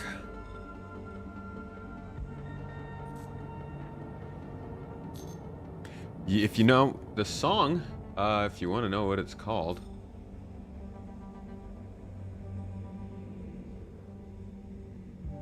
It's called Steam by Theater of Delays, if you'd like it for yourself.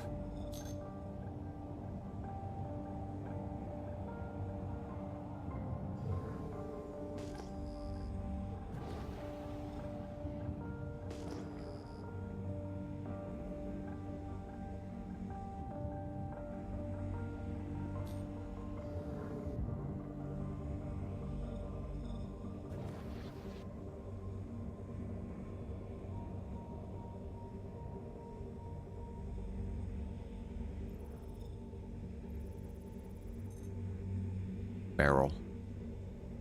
Where'd you find him, Maverick?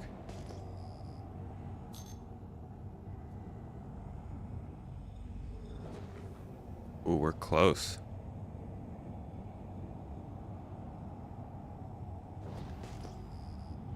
We're almost in the clouds at this point.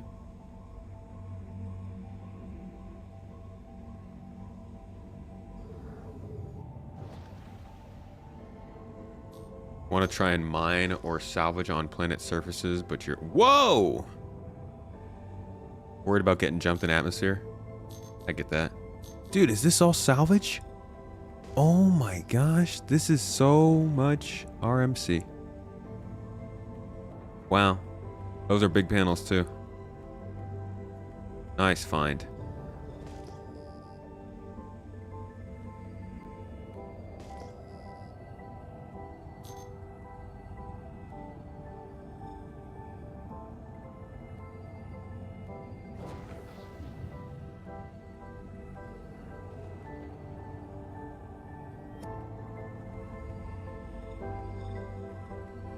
Getting pretty close.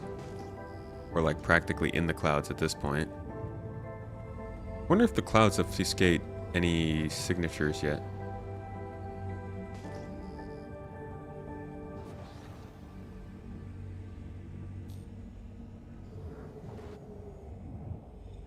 You can find multiple of those big fields of salvage in minutes. Sounds like some good group play. Scanners and salvagers.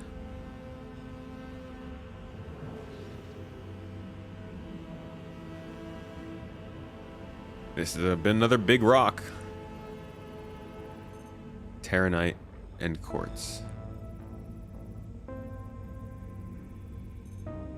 Quartz.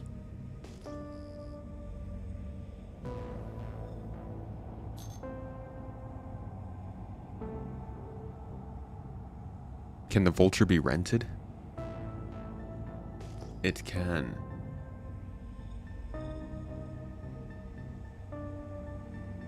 Long stream today?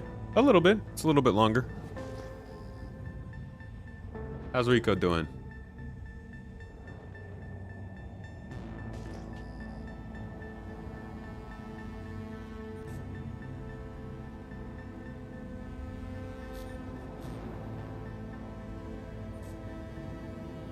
Oop, flew a little far.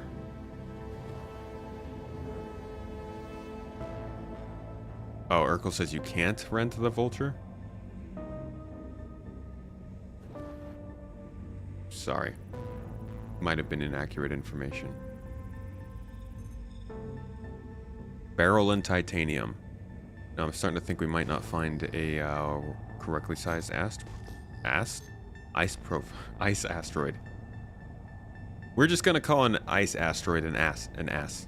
That's it.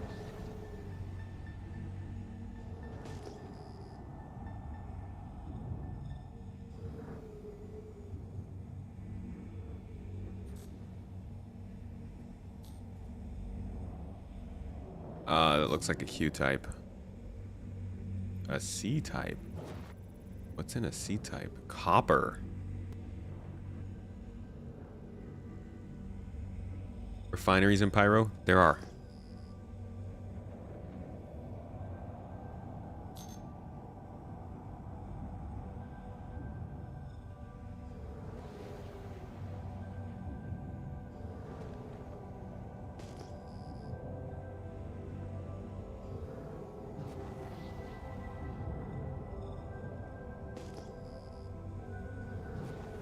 Favorite way to make coin. Yeah, that sucks that it's not available for rental.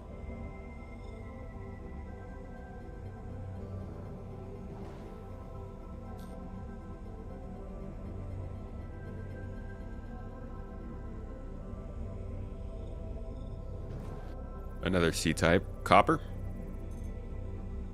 Hephaestonite and tungsten.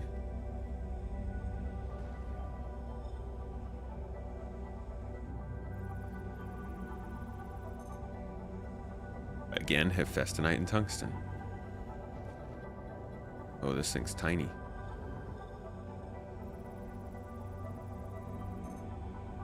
Hephaestonite and tungsten. Rock mining is the intro coin maker at the moment. Rock mining's pretty reliable money.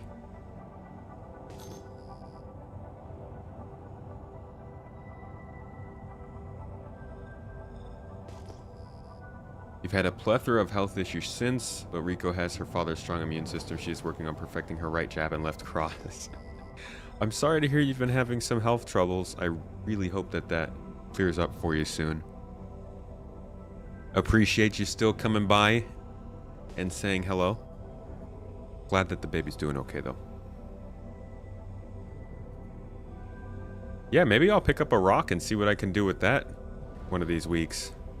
We can take a rock mining trip out and see how much money we can make in a couple hours. This is currently not really treating me too well. I just need a small eye type. That's all I'm looking for, man. I don't even, like... Titanium's not even fun to experiment with, though. I don't want to crack it.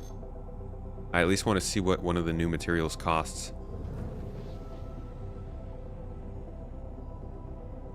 Yeah, it's because of the loadout.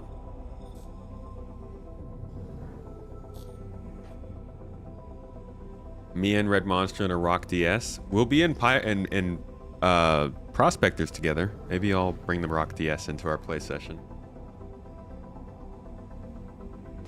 True, I'm not getting pirated. That's fun. We'll have to do this again with proper equipment.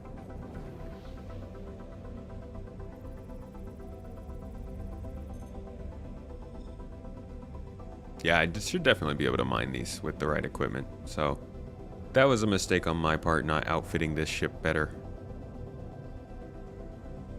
Tell you what though, how about I don't think the main jump station has a refinery.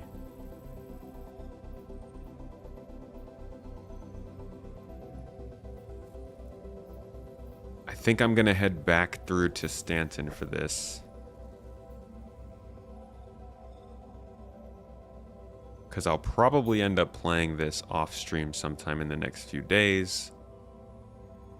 Yeah, I think I'm probably going to want to go to Stanton and maybe spend some time making money. Might use my second account for all the Pyro gameplay. I'm not going to leave the Prospector here. I'm going to go back to Stanton. We will throw this into I probably won't do anything with this, let's be honest. But going to go back to Stanton, leave the Prospector out there, make some money over the next couple weeks, come back to Pyro sometime later. I actually have my 0 to tomato stuff to start doing on my other account.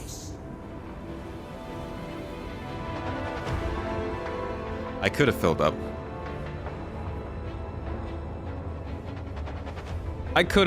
But it's whatever. I'm not going to make too much money off of any of this stuff. That was more for experimentation than anything.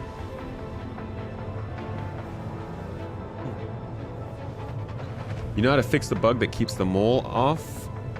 Tried everything, but it's a painful bug. Spent so much time grinding for your loadout just for them to not work. Have you tried disconnecting the lasers? Completely disabling all the stuff, removing the parts, saving the ship, spawning it, putting them back on, that kind of thing.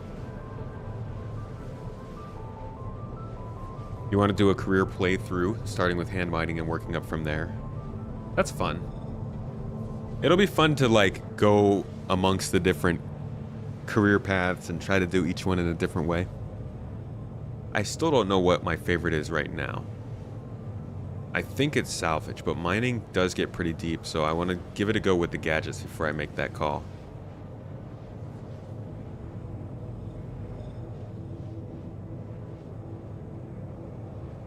Yeah, I want to get out of Pyro. When I start the game back up, I want to start in Stanton, so I'm just going to head all the way out there.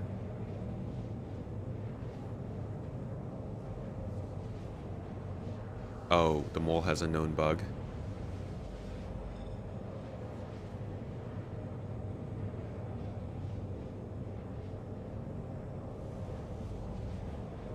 Done everything from switching loadouts to using the grav on it, even holding backspace. Crap, man, I'm sorry. Maybe...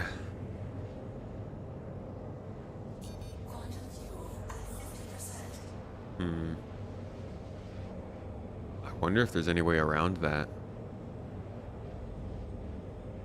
You can try reclaiming it. I mean, I'm sure you did that.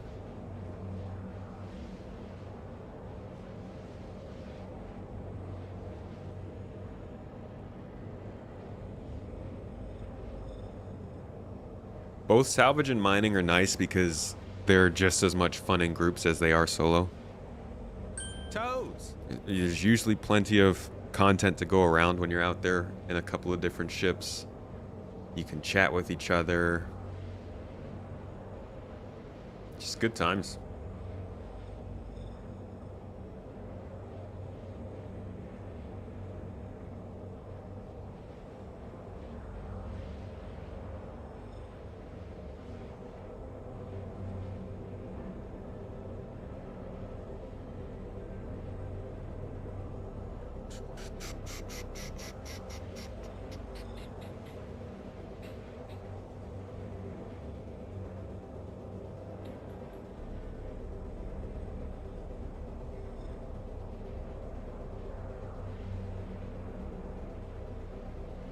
You find salvage to be boring. I think there's some missing aspects to salvage. Salvage needs charges. We need salvage charges. We need the ability to go into a wreck and place a salvage charge and blow open holes. That should probably be the way that we're meant to salvage larger ships in FPS gameplay. And you don't even have to go far for that, right? We already have gadgets in mining that are basically attachable things that change the way the gameplay works. Do the same for salvage. They've already talked about that. Like, salvage charges are something I got from CIG, so that might happen. But I agree, it's not as built out as mining just yet. Shipboarding needs charges too, yeah. We've got that. You know they're working on that, definitely. I've got plenty of visible proof of that one. Maybe not plenty. Possibly a little bit. Little door breaching charges like this. They were working on this one a few years ago. When they were working on the tractor beam. I think it's something that's probably going to be in Squadron and will most likely be in Star Citizen in the same kind of time period. Got another look at that here.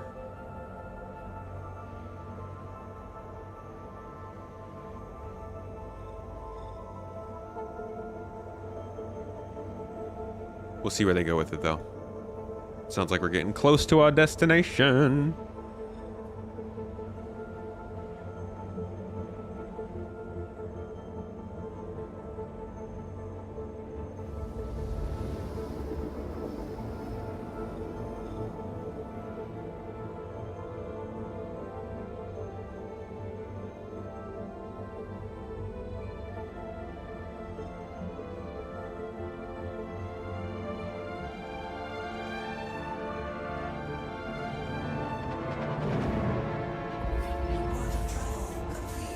Music was a little bit early that time.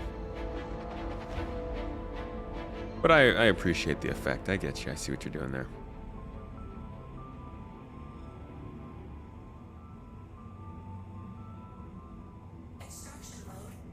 I like how they place the AR elements in the world based on the mode you're in. Compared to the splines they did before, it looks so much better, and it makes me think that they're going to be able to hit those navigation splines through cities that they tried to do before in a much better way this time.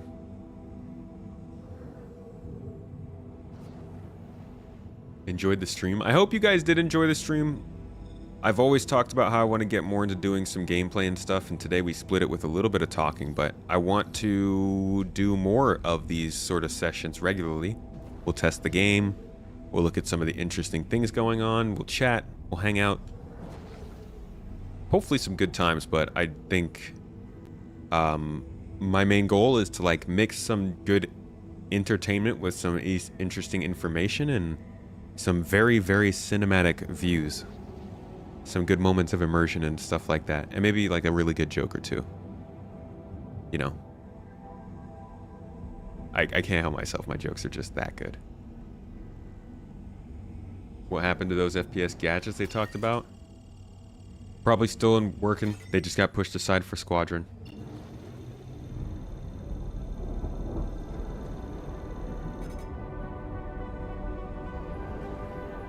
Physicalized UIs are called diegetic interfaces. Diegetic. Open it up!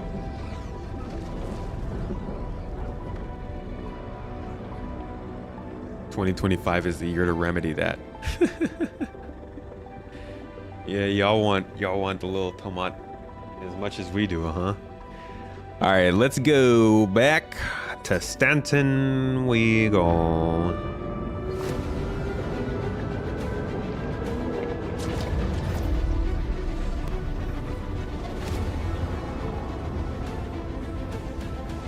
Done this like 5 times today. Jeez.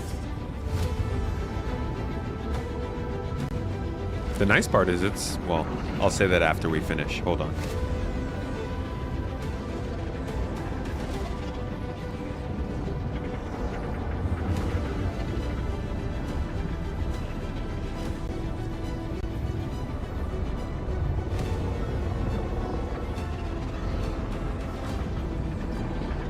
This thing is so much more maneuverable than the Guardian in here.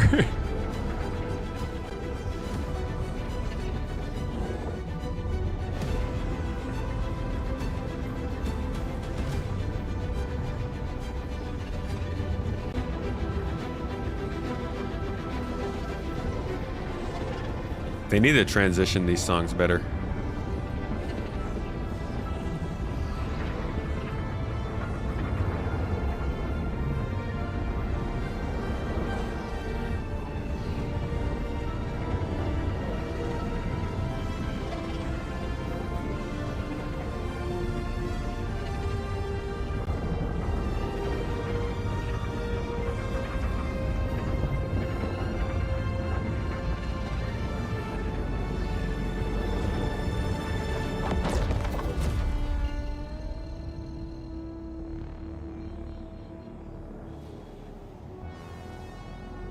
Okay.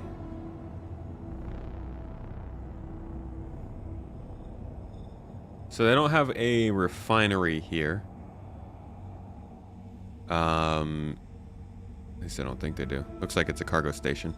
So we're going to make our way to probably one of the nearby Lagrange points and drop it off. And then I'll probably just start off my next session grabbing that stuff real quick and turning it in. Probably back to ArcCorp. So why don't we do why don't we do an Arc L1 jump? Dogleg it from Hell 5.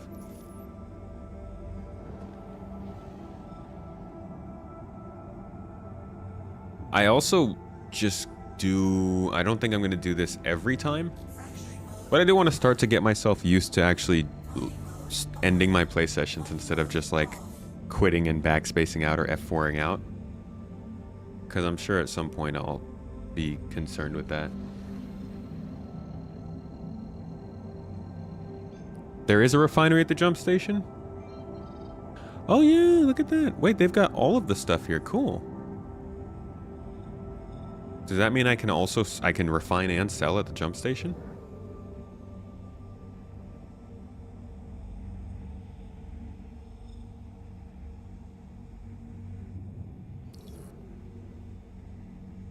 Jump stations have everything. So these are the OP stations, huh? It's not the planetary ones, it's the jump point stations.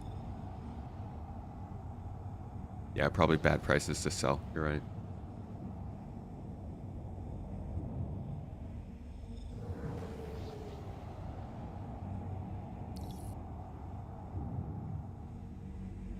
You guys see it tracking the turret that I'm looking at with my eyes? I find that so fascinating.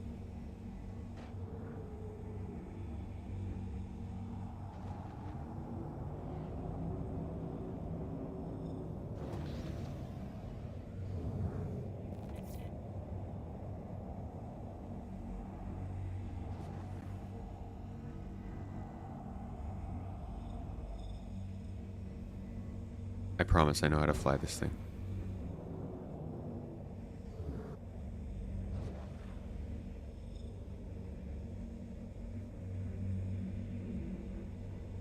Landing gear down.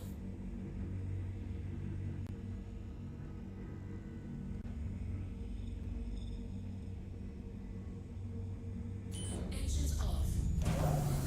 Can the commodity shop buy from your person? I think so. Pretty sure you're not selling to the admin anymore. Only for construction materials and RMC, you go into admin, right?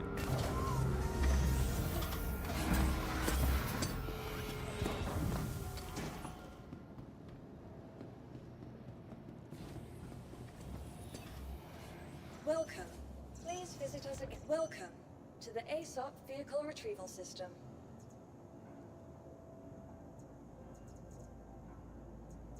Your vehicle has been moved to our storage facility. Please visit. Bye-bye.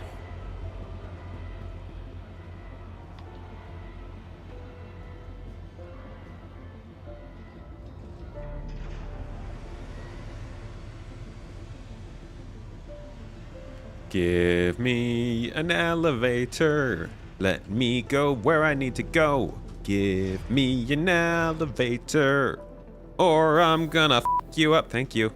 Cool. Just gotta sing a little bit. Commodity shop should be able to buy from your backpack or from your local inventory in theory. I love theories. Conceptually.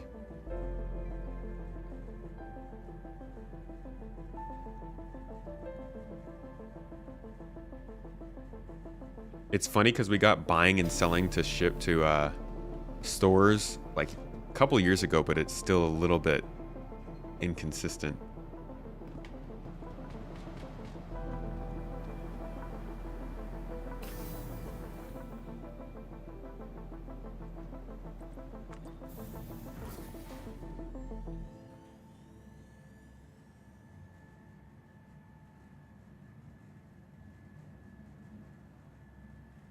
Oh, look, a jump point. Or a quantum beacon. Just what the doctor ordered.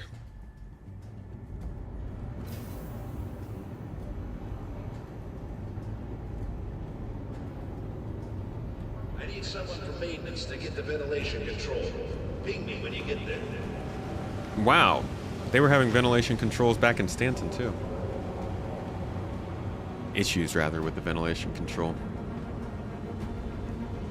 You have one guy in the org who's making millions trading, but the exact same thing doesn't work for you, just 4.0 jitters. Somebody in our org making millions trading?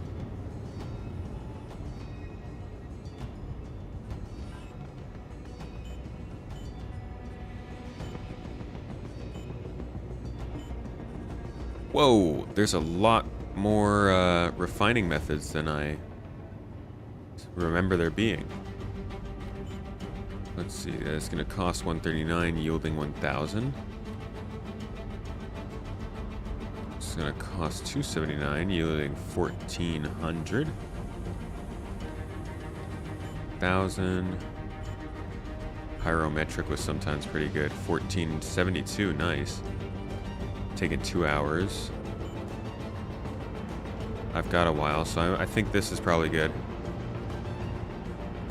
I've got the time and the money for it. Okay, so I'll come back and I'll pick up that salvage run at some point and I'll sell that off, and that'll be a little bit of money. Not a big deal, but at least we made something of today. Like, it wasn't a complete waste of time. I really just wanted to get a chance to get eyes on ice, and we did. I just didn't have the loadout for it, so next time we go out mining, I'll make sure I'm better prepared, and we'll give it another go. Baltzon. Baltzon's grinding the cargo, huh? Or as my friend Wicked Wookie would say, the carger.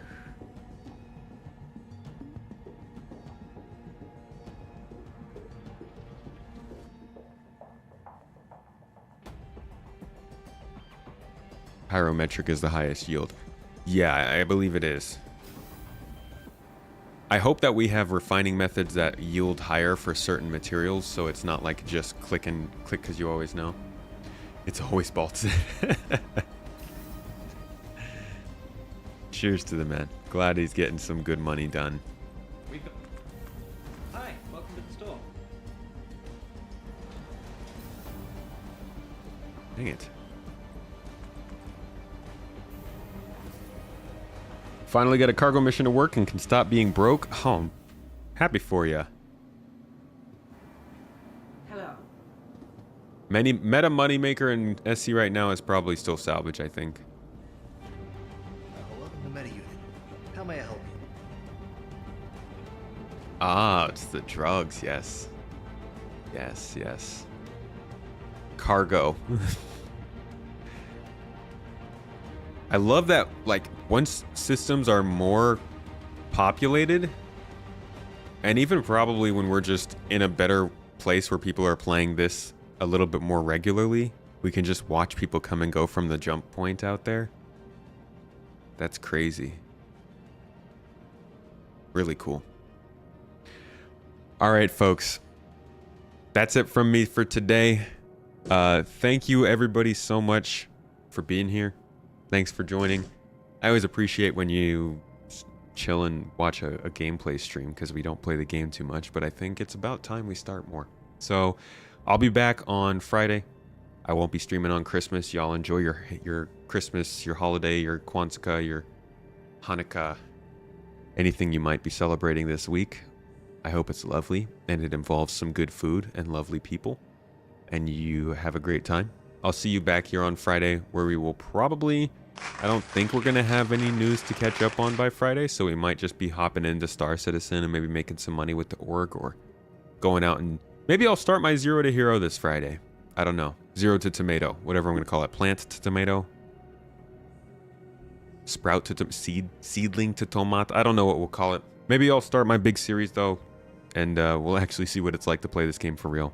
Either way, I'll be back with you all on Friday. Friday? What is the date Friday, actually? I should probably confirm that. Mrs. Tomato, are we here on Friday? Friday is the 27th. Should be good. I think I'm releasing a video that day, actually. Seed to fruit. Frutte.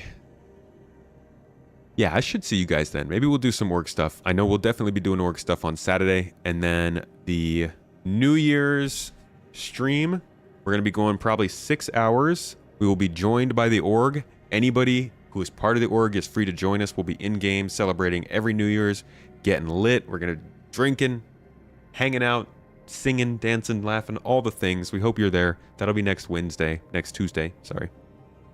And of course, there will be a regular stream next Monday as well on the 30th. Keep an eye out for videos though.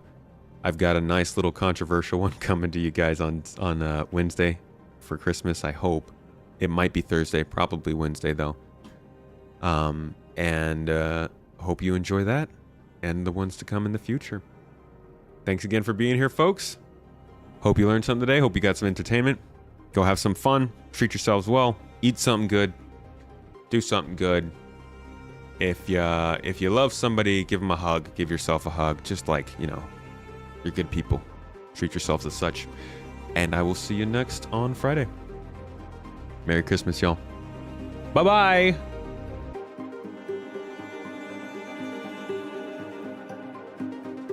Such Christmas music.